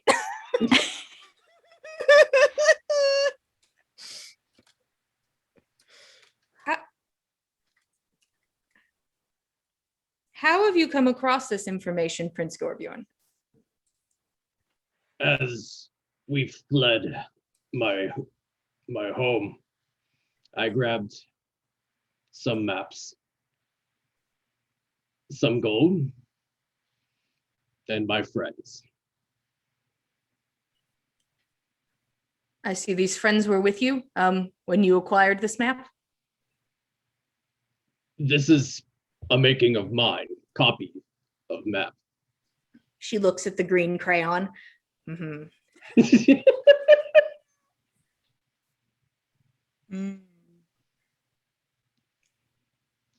Interesting. Point of order. Has Gorbjorn told anybody in the party about this map? No. God dang it! You just see her looking at a map. You two can roll survival to see if you're able to get a figure out of what she's kind of like looking at. Holy shit! There you go. It's I the got an only one 18. I've gotten. Oh, no, wait. No, I didn't. That's not how you do math. Yeah, no, it's an 18. I know how to do it. Saga, you're like, oh, that looks like the mountain, I recall, yes. And Nana, you are able to like figure out that this is like a map showing like possible stronghold locations and places in the Underdark and places underneath the valley, and like you are able to see like you don't know all the details, but you're like, after you've seen the other map, even for just a brief moment, so you're able to put it together. But okay. And she's just like looking over it, just almost stunned silence. And there is more information. But we can talk that over negotiations. And I'm going to give her a wink. Do we see the wink? I'm sure it's not subtle. I'm very not subtle. That's true. There is If very you would, you little would about say out Gorbjorn I wink. would describe Like- as subtle. Like You know his what? pickpocketing of coin into people's pockets is the most subtle he's been all game. Just the fact alone that you have given her probably one of the most priceless pieces of information a person could give somebody. I'm going to give you advantage on this persuasion roll. Can I give him guidance? Yeah, you can give him guidance. I'm really gonna pat him and I'm gonna whisper like, I think she likes it. What am I rolling? Sorry. Persuasion. A D4. Okay, And a D4, yeah. Oh, okay, that's what it was. So I got a 15. Okay. That's with the advantage and the D4, is that right? Yeah. Okay. I didn't. It This is wasn't all I can baby. do. That's all right. She raises an eyebrow. And it's kind of the idea of maybe she's like, I can't tell if this is just like, I'll tell you the information later, wink, or I'll give you the information later, a wink. Like you could just like, it's one or the other. Do I have to keep winking at her? Like You just keep you just He watching. just strobes his eye. It's probably good. It's probably good. Keep it up. She looks at you. Prince Gorbjorn, if you have more information of this type, I suppose I will have to call you back to my tent again. Then we will discuss later. And he will stand up and make his way out. Exits Prince Gorbjorn. Nana's The just Jarl trying looks not to over to die. you, Nana. Like, right, have a good night, Nana Hemming. Thank you very kindly. Saga Bloom. Prince Yeah. Gorbjorn. Hmm? Good night. Sweet dreams. Does he wink? Oh, always wink. Sorry. It hasn't stopped. Yeah, I thought I had like epilepsy at this point. Like, Brrr, like it's going. Right. Right. You three leave the tent. was that on too thick? I'm not too good at this. was it too thick, guys? First of all, where did you get you said you made the map. You said that. How did where you She wanted really liked it. She really, I saw, she was like, Oh, she liked it. and then you gave it to her and she was like, oh, it was like, totally, yeah. I have something else to give her. Oh,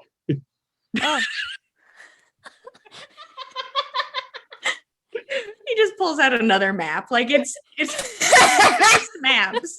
is it another map? Gorbjorn. He's like raising his eyebrows very aggressively. just looking between the two. What's happening? I don't It's understand. all right, Saga. You don't need to understand. He wants to make very special friends with the Jarl, is all. That's probably a good, yeah, just a good person to make friends with, yeah. I agree with you. Yes. Gorbjorn, please be careful. We're going into negotiations. Later, during the war that inevitably occurs. Hey, I'll get rid of our bounties. So, also I have a question for Nana. Yeah. I forgot to ask about it, so we will just I'll do this a bit of a zhuzh. a bit of a zhuzh. I can do a quick zhuzh in the middle of this super fast. Yeah. Valder would have asked you about the bounty. Would you have told him the truth? I think going into this, she'd tell him as much of the truth as she felt like she could safely. Yeah, absolutely. I think that we don't know enough to really provide a conclusive finger to point, but More she's on the happy sense to- of your crimes, because he would ask. yeah, well, no, that's true, and that's fair. I think, yeah, if this alliance is going to get off the ground, then he needs to know what's happening. And I think she would give him the list of crimes as given to us. And I'm going back and forth on whether or not she would go ahead and divulge the whole plan from Ave. That's a lot of information. More in the sense of, do you tell him about going into the valley, and do you tell him about taking something from the valley? Yeah, I think that's probably going to need to be something that is set out up front, because it's going to come out one way or another, especially if the seer really can talk to the dead. She's just going to ring up Ave and ask him. After you tell him, he listens intently. He occasionally asks a question. Mm-hmm. And then very seriously, he looks at you and says, "Do not tell my sister of this." I wasn't planning to, but I do appreciate the confirmation on that. She is.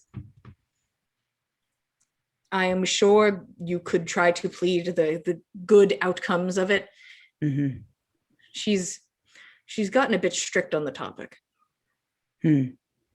So, Well, things being what they are recently, especially with the way that the corruption's been pushing forward. our beautiful summer wedding wouldn't mean much if you are arrested.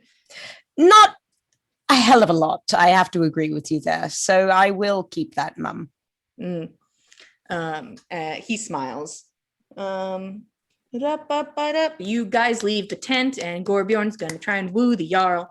Oh boy! The next day, my dudes, Mm-hmm. is the day of the archery competition.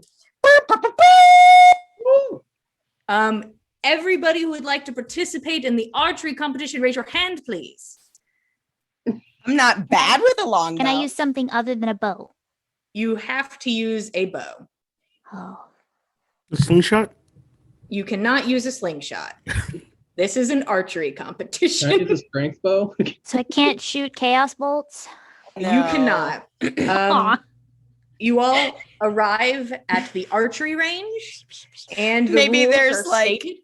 a little stump off to one side. Magic users, throw bolts here.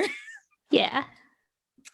Let me get Selby's page up because Selby is participating in this one. Woohoo! He comes up. I'm normally more of a crossbow sort of person, quick, boom, boom, boom, but I can also do a bow. He strides up alongside all of you. Gorbjorn, I'm sure along the way, I don't know if you already had a bow, but I'm sure somebody can give you one if you did not already. It's practically just borrowing from Nana. Yeah. Like in her Yeah. weapon shed. You go to the Yeah. spear shed and go to the bow wall and you take Yeah. a bow. Yeah, you know Yeah. that Nana's got the bow wall in the spear shed, same as, like, the shield wall and so on. She's got a we have a well-appointed town spear armory. shed. Like, Yeah. That's not a shed. You're like the shed. Yeah, the shed where all the weapons are. Mhm. Can I? So yeah, go ahead. Sorry. Can I do something like 10 minutes before the competition? Yeah. Well, like 9 minutes before the competition. I don't know. How long does the competition last? It depends, but you can. It depends what you're doing, I guess. The thing I want to do is affects them for 10 minutes, so I don't want Okay. them to run out. So Okay. So I would. yeah, you should probably do it before you get there or as you're approaching. Yes. Excuse me, everyone participating, which I think is 3 of you, correct? Yes, I sir. would like you. I would like you to gather around. I would like to give you the blessings of Lady Satyr and try a thing that Tordrick taught me. By all means, please do. Fen will drop Right. to a knee in front of Saga. Lady Satyr, please connect these people in skills. They're gonna do some skill challenges, and I'd like them to do good. And I think that you can help them. They can help each other and teamwork in their competition. Thank you. Emboldening bond. Right. What does this do for them? They can add a D4 to attack rolls, ability checks, and saving throws for the next 10 minutes, once per turn, as long as they're within 30 feet of each other. Oh, Oh, all three of us? Yes, all of you can. All we right. have been emboldened. You All feel right. powerful. There is the gentle smell of the sea and the salt in the air, and all of you are emboldened. Yes. You see that it's basically like everybody lines up and you all can stand within 30 feet of each other.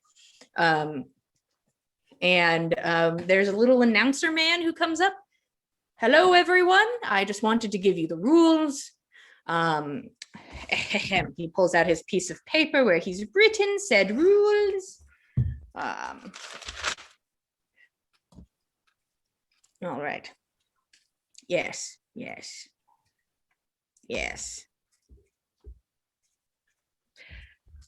You are going to get 4 shots. And he points to the board. You can see here that amongst these circles, the more you go inwards, the more points you acquire for your shot. Your goal is to try and hit the center to the best of your abilities.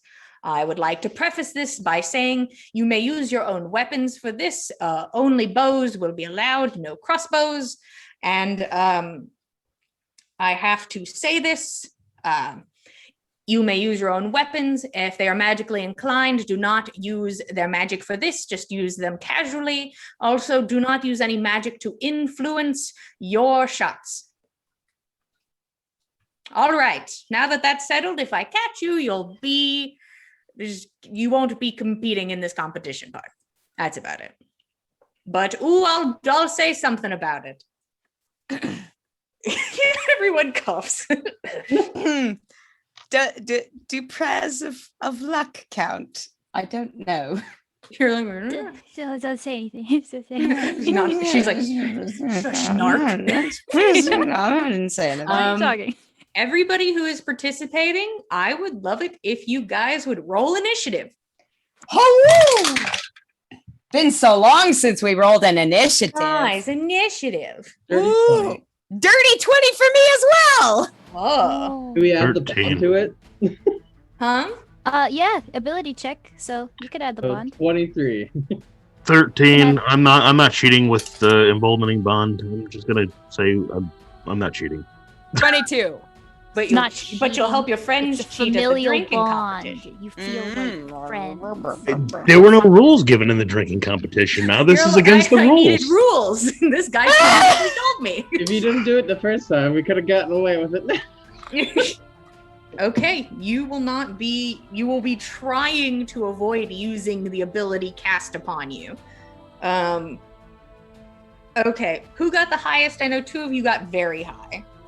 Okay. I think Gorbjorn edged out ahead of me. Gorbjorn, and then Nana. And what'd you get, Fen? 13. Fen and Selby. You're each going to get 4 shots, which means we are going to go like one at a time. We're going to try and do this nice and rapid fire, but we're going to just do shots in order. And I will tell you how many points you acquired from your shot. You are aiming for particular numbers, and those numbers correlate to points. We are going to start at the top with Gorbjorn. Go ahead and fire a shot. So I rolled a 25 to hit. Gorbjorn comes up, pulls the arrow back. Bullseye. Ah! Gorbjorn! That's the way to show him. Gorbjorn gets 4 points right off the bat. I'm yelling. I'm using thaumaturgy to make my voice really loud. I'm like, "Oh, help, Prince Gorbjorn!" Go ahead, Nana. All right. Mm. 15 to hit. Okay. 2 points for Nana as you hit off to the side of the circles. Fen. 26. Damn. Got a 4 plus points. 8. 4 points for Fen. And then Selby. All right, dice, listen. Let Selby have an okay day. You know, he hasn't been rolling too well. And just let the man have a good day. Let's let him have a good day. Let him have a good day. Oh, okay. That was a one-off. A pity. So with a 19, he still only gets 2 points. Gorbjorn. Ooh, it's over 25. Jesus! And you just 2 bolts right next to each other. In the Jeez! right on the bullseye. I'm trying to start a chant. Prince, Prince, Prince, Prince. Gorbjorn, Gorbjorn. Gorbjorn! I Hard not to participate. Nana? mean, yeah, true. Very easy to get caught up in the moment there. Ooh. 21. Okay. 3 points on that one for Nana. Ha! Oh, Fen. 21. All right, 3 points for Fen on that one, slightly off of center. Selby. 3 points for Selby, keeping even with Nana. Gorbjorn. Okay, this time not as well. 18. 18. Okay, 2 points for Gorbjorn. Turn down the chanting. It's a little loud. You're like, you just turn that ginger a little bit. Nana. Hey! Nat 20! All right. What does that add up to? That adds up to 28. Okay. Ah. 4 points for Nana. You can't do better than Bullseye. So we take what we get. Fen, go ahead. But it's a beautiful shot. I do some. Not a nat 20, but it's a 19. So 27. Okay, 4 points for Fen. Selby. Oh, now this dice is retired. Uh-oh. Just 1 point for Selby, bringing in a new d20. Poor dude. Mm-hmm. Dude adds a shit ton to his rolls is the thing. He's good. He's just like, oh, I wish this was a crossbow. Yeah, I get it. He's like, you all are very good. Are you gonna flight? Like, We're hoping to, at least some of us. Gorbjorn, last shot. Oh no. 11. And then 1 point right at the end. It's sort of like you do like just like a spattering where 2 of them hit just dead on. But all of them hit the board. Nana. 18.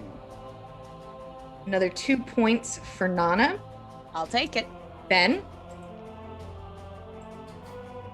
That's another 26. Yeah, that's to be expected. I'm just making up for the shitty rolls I've had the rest of the session. Cool. Now I get a nice 28 for Selby. That's Oh, that's very nice. and then he hits a bullseye right at the end. Where he's like, "That's good enough." One of them needed. I give him a cheer. I want There you go. Yeah, Well Let's go, done. Selby. I shall now tally the points.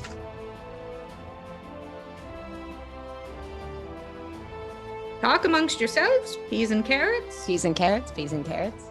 Hey, did you guys cheat like Saga allowed us to? Saga's doing like cheerleader dances in the background. I only took forward her fighting spirit. Yes. I didn't use any of that because they said it was against the rules. So, You didn't need it anyway. this is the one thing I do all right, and hide. It is time for the order. In 4th place, we have Selby, and Selby's like, "Woo!" and he like hypes himself, and he's like, Hey, Selby! Good Sylvie, show! well done. That's an honorable mention, sir. Well done. gentle claps. Valder hypes up his friend. And then, how interesting, we have a tie for 3rd, 2nd place. We'll just round it up to 2nd place because that sounds much cooler. We have Nana Hemming and Prince Gorbjorn. Nana'll take Gorbjorn's hand and lift it up as high as she can, which is like maybe up to like his hip. Your arm's just slightly raised. You're like, hell yeah. And in 1st place, we have you good Sir Fen. And he claps. It's all well done. Ben would usually be really proud of winning a contest, but now he's blushing. Yeah, and People looking, so yay! Well done. The man approaches you, and he holds out a bag of coin to you. You're winning, sir. Oh, thank you. I appreciate it. Prince Gorbjorn, will you hold on to this for me, please? Oh, please. He's already like hands under it, like ooh. Oh yes, most definitely. I will care for it well. Prince Gorbjorn, you have 50 gold. Oh boy, Which oh will now boy. be redistributed to the proletariat. By minor illusion, a little crown that's floating on Fenn's head. As he has won the contest. That's Um, very nice. Yeah. Everyone That's very cheers and is nice. very excited. Well done. Our first competition complete. Good job, sir. Good job, everyone. Nobody missed, and I consider that a win. Just so long as no one hits a house or the wrong person. Of course, The wrong Um, person. the next Opposed to the competition right. tonight, this morning, it's been a long day for me. I haven't slept. And Oh my. Woo! Um, He's got that energy, that sleepover energy. now, I would love to know who is participating in the flighting competition. What's that? Sure. Flighting is the The rap battle. bard better, the rap battle. Yeah. We need to do rapping. It will just be rolls. Okay. Get in there. Can we say mean things if they come to us? What? Can we If actually you say mean think of things if they come to something- us? If you think of something, you may, but you will probably be teamed up against each other, so keep that in mind. Cool. Ben wants to do it anyways. It's a Do it. competition. Do it. Everybody who is fighting in the flighting competition, go ahead and we are going to roll initiative, but it's going to be a little different. Interesting. 11. So I would like. So Saga, what do you have? 13. 13 or 15? 13. 13. Okay. Roshan, 11. Gorbjorn. 22. Jeez. Like, if I just roll good, it doesn't matter. He's rolling hot. Fen. 5. I- Do I add my initiative to that, or? Yes, it's an initiative. Okay, 10. Okay. Gorbjorn, you have the highest roll. I forgot about our dude. Selby. I don't know if the bond is still up. I don't know. It if would drop by now, by the time this Yeah. competition to see starts. it. You don't want to help us beat you, kind of thing. Well, no. Of course not. She Um, needed to check and see if she needed to turn it off. I could cast it again, but I don't know if there's time between. And there's 4 of us, and I only, I There's people have watching limited now. ability. Okay, so Gorbjorn, you get to choose who you go against. You get to choose between Saga, Roshan, Fen, and Selby. I choose Ben. Okay. Next in order, Saga. You get to choose between Roshan and Selby. That's an odd number. Does somebody just have to like insult themselves? How does I'm that gonna work? I'm gonna throw another person at him. Don't worry. Oh, okay. Or you could ask for the rando if you want them. Yeah. No, I want more Sean. Okay. You skip over in front of Roshan. You and know that Selby- he won't hurt you. Yeah. Well, He pulls out that's his not notes. really why. All right. So our competition starts with Gorb versus Fen, Ro versus Saga, Selby versus Random Man. He's here to party. His name is Rando, and he's here to win. Good going, Rando. Get in there. Oh, thanks, guys. I'm just here for fun. Hooray, Rando. He's Rando, a good fun Brando. guy. So we are going to go through the whole competition with each group. We are going to be starting with Gorbjorn and Fen. You're going to be doing opposed performance rolls. Cool. So both of you go ahead and roll. Ah.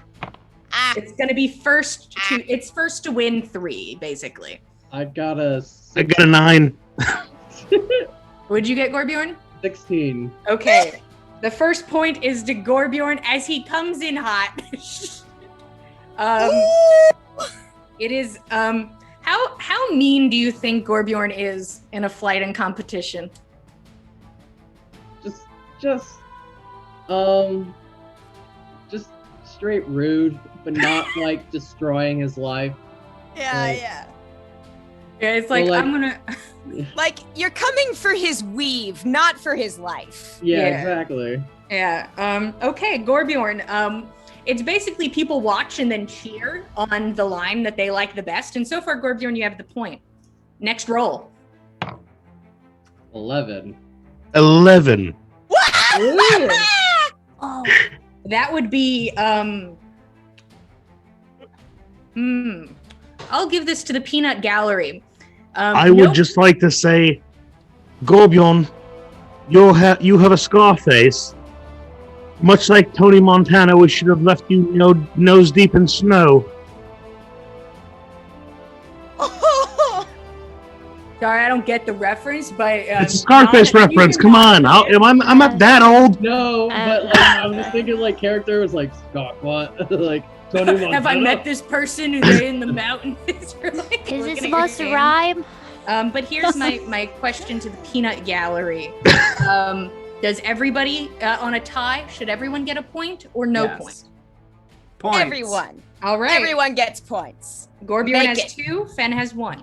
Feisty. Next roll. 17. 14. All right. Gorbjorn with one final blow of an emotional punch. Your shots always miss because you're bad at kiss. Everyone's like, oh shit, they've kissed. Oh, everyone's Oh, that was old hat for us a long time ago. We're just shocked that Gorbjorn said anything about it. So Gorbjorn is gonna move on. And if it makes you feel better, Fen, my mom always talks about how she gets Fen's jokes. So you got her on your team and she'll support you. Awesome. Cool. You don't We're need just not. anybody I else. just. I'm 35. I'm not that old. It's just that I don't know things, which I'll claim wholeheartedly. I'm not saying that your mom's that old either. I'm just saying, like, I'm She knows who she is. No offense, I love you, Mom. Anyway, next person. Woo! Oh shit. Roshan and Saga performance roles. Get it. Okay, Not so good. 14. gotta pick a good one. Oh, I rolled bad too. Don't worry. It's a 13. Oh, no. No, One wait. point- Oh, No. It's actually an 11. Yeah, 11. okay. 1 point to Roshan. As you start to poem insult each other. Next roll. I think Saga's trying to do the type of thing where it's like your hair is so shiny, it's hard to look at. But it just comes across as a compliment. Yeah. I got a 27. Oh, I got a 22. Oh, another point Oh. to Roshan. Ah, Another roll. 28. oh my God. I got a natural 20, but it's only a 27. Oh no! It's the max I can get. That's- No. That's so sad. Even if I gave you a point on this one as well. I really You- like you as a person. But he takes it at the end. But you end strong, Saga. Selby and Random Man, here we go. Go, Rando. Go, Rando. What the fuck is your performance roll? That's not bad. Rando is not that number. Okay. Oh, come on, Selby. Figure it out.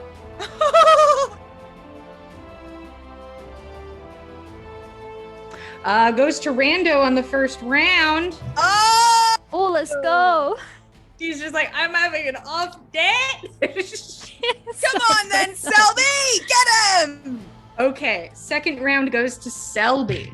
Oh! Oh, there it is. So they both rolled, one rolled a 2 and one rolled a 3. These dice are cursed and I hate it here. Okay, now I have to actually do math. Selby by 1. Okay.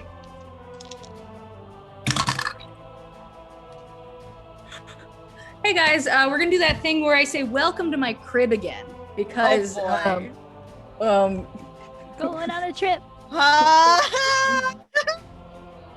Which one was this for? Send Yeah. two ones? Ones. Oh, no. 2 1s. Does that mean they each get a point taken away? I Well, am both going are. to just add their modifiers to that and just deal with the emotional trauma of rolling 2 1s. Which means Selby wins. Oh, Thank you. Selby. Everyone they both kind of just feel hurt at the end. Yeah, Everyone's like, both of oh, that them one really feel stung. good. Yeah. It's like that fight when the people knock each other out first, so it's like just waiting who gets up. Yeah, it's just like, oh, they both look so sad. Who looks so Yeah. sad? Do we Okay. offer both of them a hot cocoa or what? I'm gonna turn to once again, Gorbjorn. You can either go against Selby or Roshan. If I beat Selby, I still have to fight Roshan, right? Yeah. I'll fight Selby. Okay. I want to see how long I can go. Well, let's see if I get 2 nat 1s again. We'll find out. All right, first roll. Selby's like, I feel like I'm gonna get emotionally scarred from this one. 17. What did you get? 17. 18. Okay. All right, Selby. Impressive. One him, to Gorbjorn. Selby. Get him. Next Got a roll. 5. What do you Oh, have? just 5? Yeah, just 5. 5. 21. That's Um, not getting him at all. That's This is a +0, mind you. Yeah, Selby at least You has rolled that something well on his with a plus 0. modifier. So you are literally just. I've just been rolling really well. I'm like, hey, let's keep Yeah. it going. And then 6. next roll.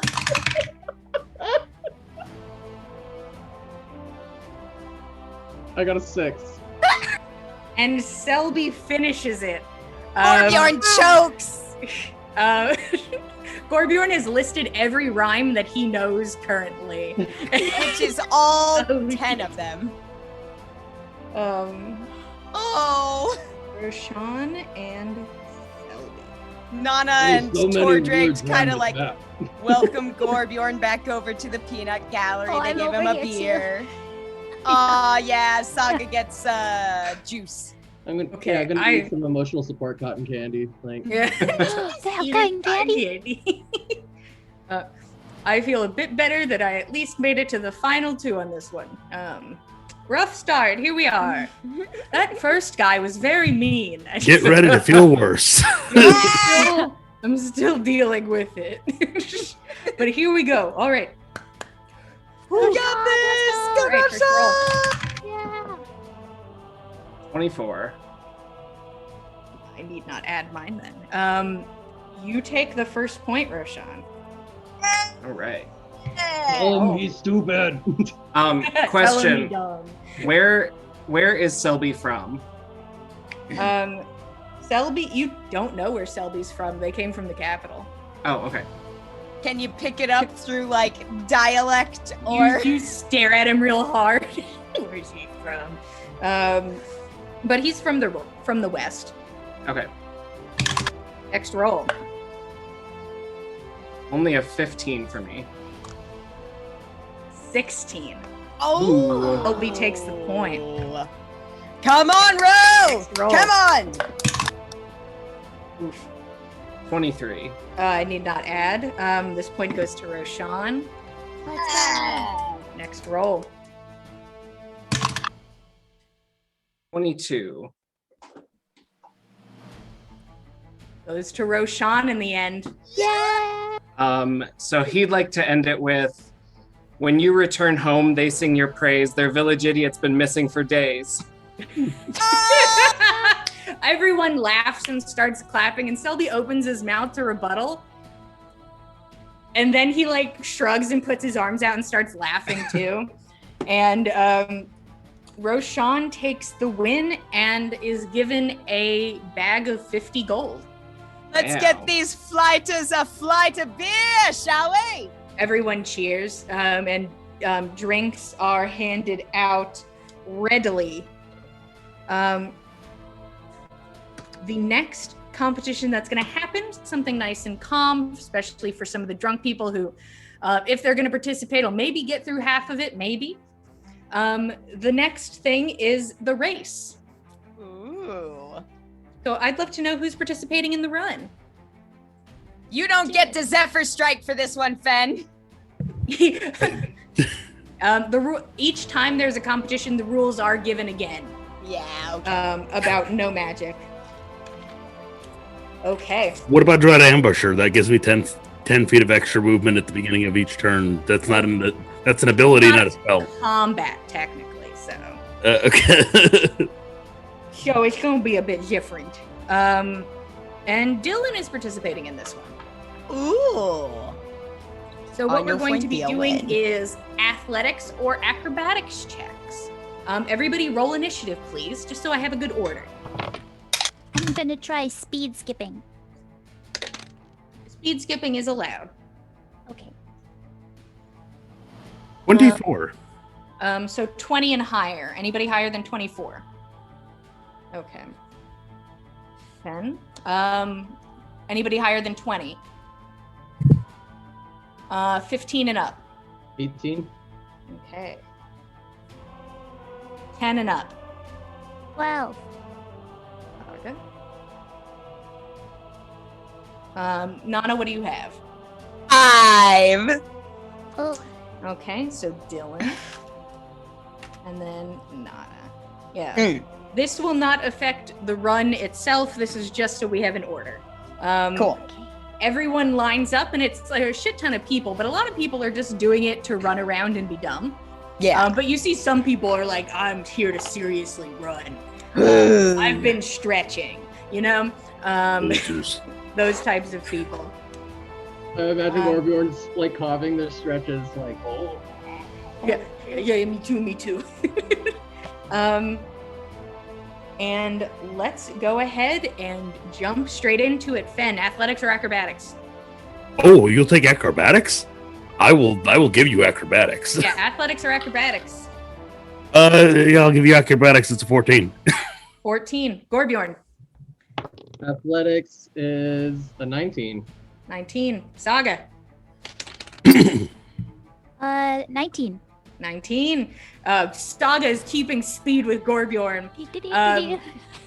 Fen's like, oh, we're really running. Like, he's like, oh, you guys are booking it. I thought it was graceful running. That's why I was using I'm acrobatics. skipping. I'm skipping She so full fast. speed is skipping in time with Gorbjorn's run. That's really scary. Ooh, Dylan coming in hot, also in 19. Oh, look at us go. Dylan's jogging along with y'all. He kind of waves. I'm glad you came. Nice to see you. Nana. Oh no. That's a 6. Nana, you. Nana, you were you're supposed to thinking it was run. gonna- You thought it was gonna be a casual run. You were like jogging in the back, like, oh, we're not part of the people who are just kind of running around casually. That's not us. Oh, all right then. I thought we were just doing a friendly team building jog, but all right, if we're gonna run, then let's run. All right, Fen. 17. Gorbjorn. 11. All right. Saga. Oh no, 6. I rolled a 1. I'm like, I'll slow down. Aww. You're not sure why, but it seems Dylan also slows down with you. Oh, Nana. Ooh, Nana got a second win there. That's a dirty 20. Oh, there you go. Nana just finally catch up. picks up speed. Oh, catch up is all right. You all decide if you're trying to run together or not. So there's a lot of like scrambling, and then it's like, we just run. Can we be fair about this? Nana has the mobile feet. Like, does that help Well, for she anything? Can roll good. If she rolls good, she can blame it on the mobile feet. Well, but that adds a base movement speed. Like, But it doesn't mean she's the fastest person. okay, It means she's all right, fast in combat. all right, But for like a long race, who knows? okay. It's a different skill. Fen, I'm very dangerous over short distances. I can do a solid 3 yards, and then after that, Yeah. There's the 23. 23? Wow. Gorbjorn, 17. 17, Saga, strategies. 16. 16. Not Dylan and Nana, go ahead.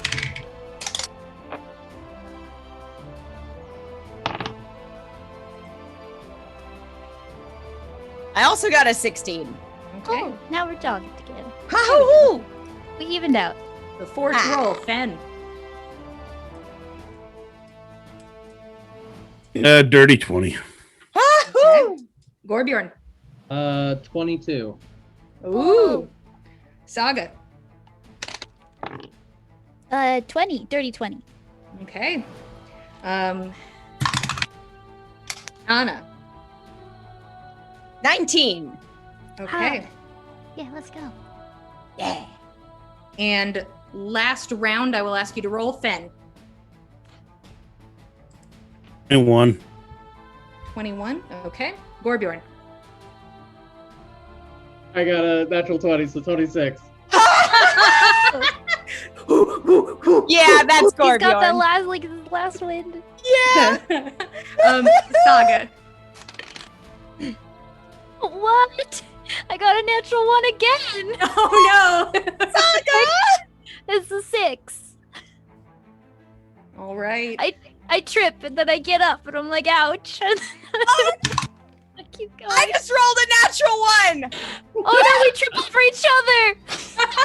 I You see, guys like, bonk heads. Saga sees Nana go down. She turns and trips over her own feet and sprawls out flat. I just roll. We're both looking at how fast Gorbjorn is going. And I'm like, wow, look at how fast. Oh, it's Jim. I imagine I'm blown away, very literally.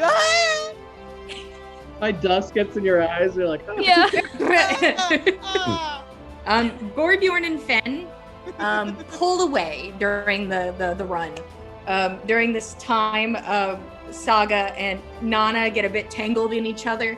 Dylan was sort of in that kerfuffle. Like, he doesn't fall, but he sort of like kind of stops when you guys fall in front of him. And sort of is like, do you guys, here you go, like helps you. It seems like he's not running to win. He's like, oh, here you go. Thanks, Nana, Very kind, Dylan.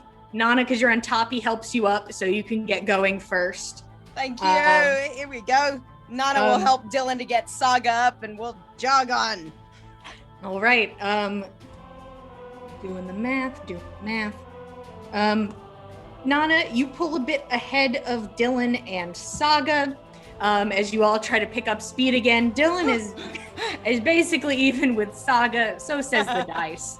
And as you're running, you make your way through town. You get to see the different buildings, and there's parts where some of you slow down and speed up because it is a race literally like through the town. It's a long race. So there's parts where you're like, I gotta walk now. So you all start to get like spread out, and some of you, like if you have the mobile feet, you're like, I go at a constant speed very quickly. I don't need to slow down, but it's my max speed right now. So it just depends on each individual person.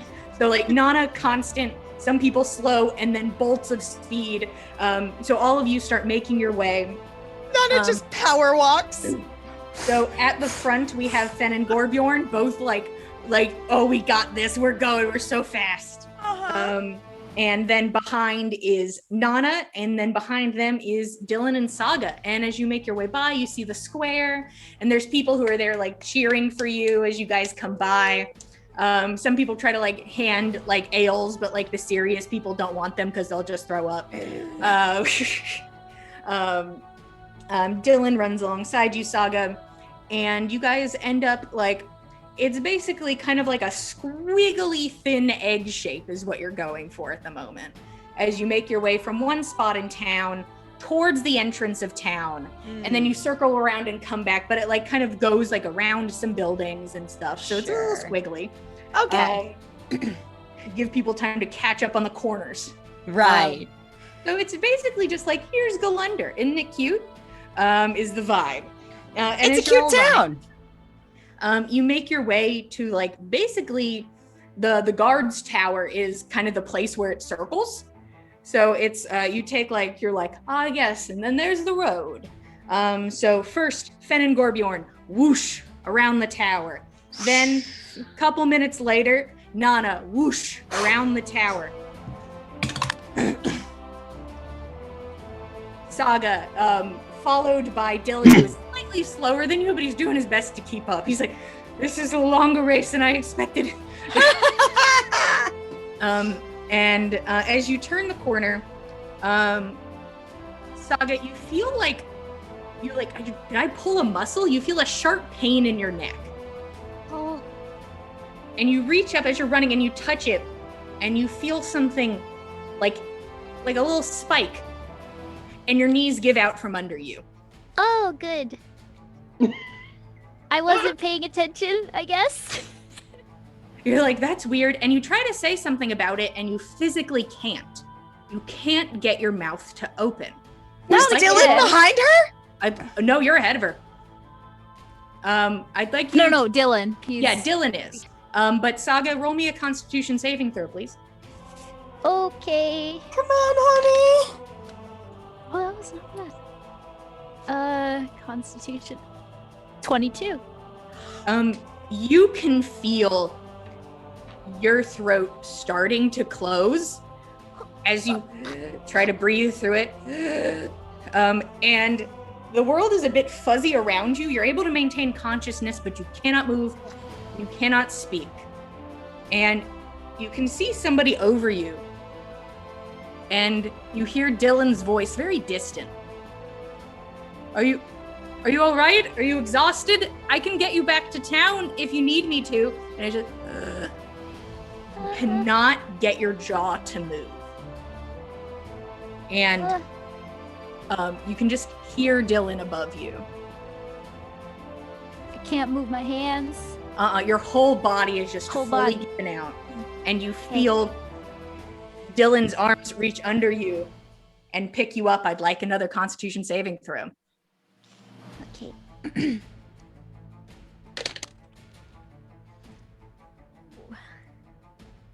6. Okay. Your vision begins to fade aggressively, and you are going to take 13 points of poison damage. Okay. I'm gonna roll a medicine check to see if he's not an idiot. Please don't be an idiot. Smartest boy in the land. He picks you up and he looks at you. And he may or may not understand what is happening to you, and he's just like, let's get you back and get you some water or something. I can, and you can feel yourself being like carried, and now being like, you can feel your body like jostling as your vision begins to fade. Give me another Constitution saving throw. Okay. Maybe I should use a different dice. I'll use this one. Oh, that was a good idea. Okay. Oh, 21. Okay. You are able to maintain your focus. You're going to be taking half dabblage on this one. Oh, only good.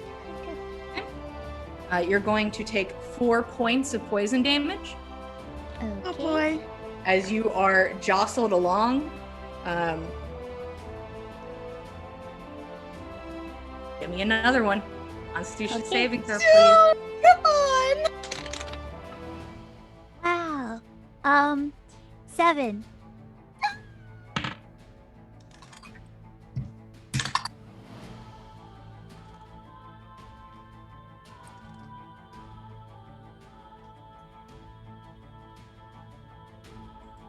You take 24 points of poison damage. Okay, can I ask a question right before that?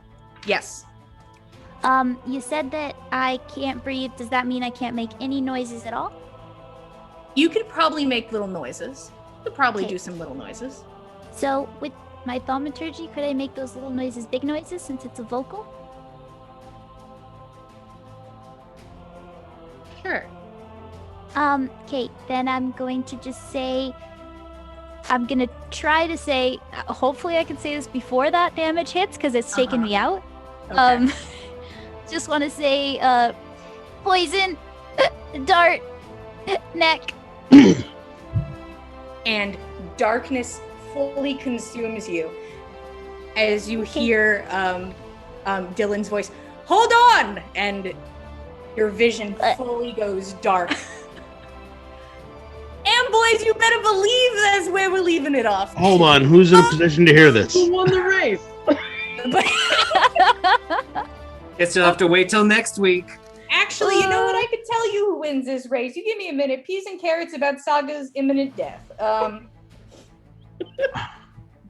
Real question. Oh, who can hear this? Who can hear the thaumaturgy? You're gonna have to wait.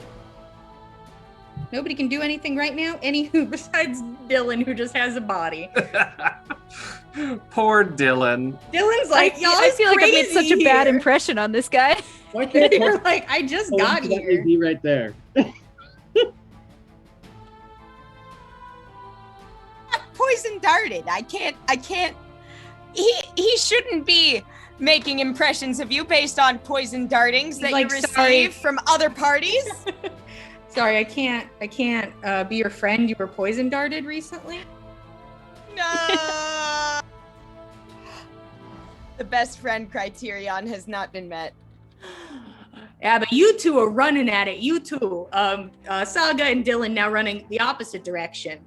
But as you two approach the end of the race, you both run over the finish line at the exact same time as both of you both have 95 points. God. It's like they get there and they're like, "Oh my gosh, we did so good." And then they look around, "Where is everybody?" Yeah, and then It's like a couple minutes later, Nana comes Yeah. Yeah, thank you jogging guys. exhausted. But who won the race, Jilly? You've just seen Saga, Dylan. Thank you all so much for being here with us for a beautiful race around. Oh, good timing. Wow. Yeah, what timing? Yeah. Me, I just see myself frozen.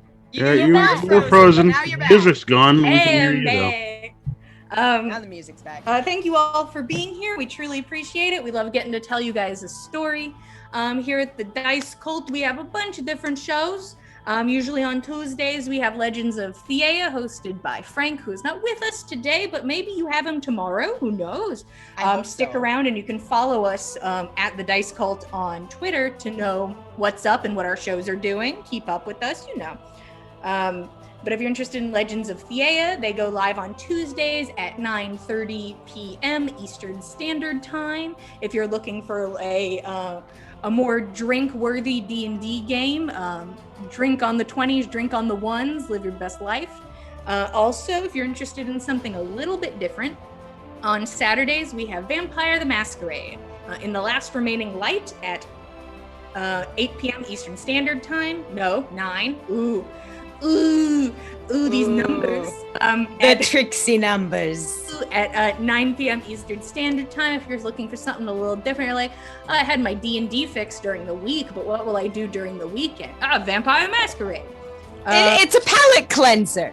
Yeah, currently 2 of our party members are on their own special suicide mission, and I'm sure they'll make it out just peachy. I believe in them. Maybe. That's one person. There's one person who believes in them, and it's me, I guess. So if you're interested in that, come check us out on Saturday. If you're interested in seeing more of us on the Backs of Gods, we are at Backs of Gods on Instagram and Twitter. We have a lot of art on Instagram, characters, NPCs, maps, all the good stuff. So cute. It's really the good stuff, and there's more to come, always more to come. So thank you all for being here truly do appreciate it. What a ride. Don't you love a good competition? It's good. It's good and healthy. Thank you all again. We are here same time, same place, Monday at 8 p.m. Eastern Standard Time. We'll see you guys then. Good night, everybody. Thanks for joining us, Cult.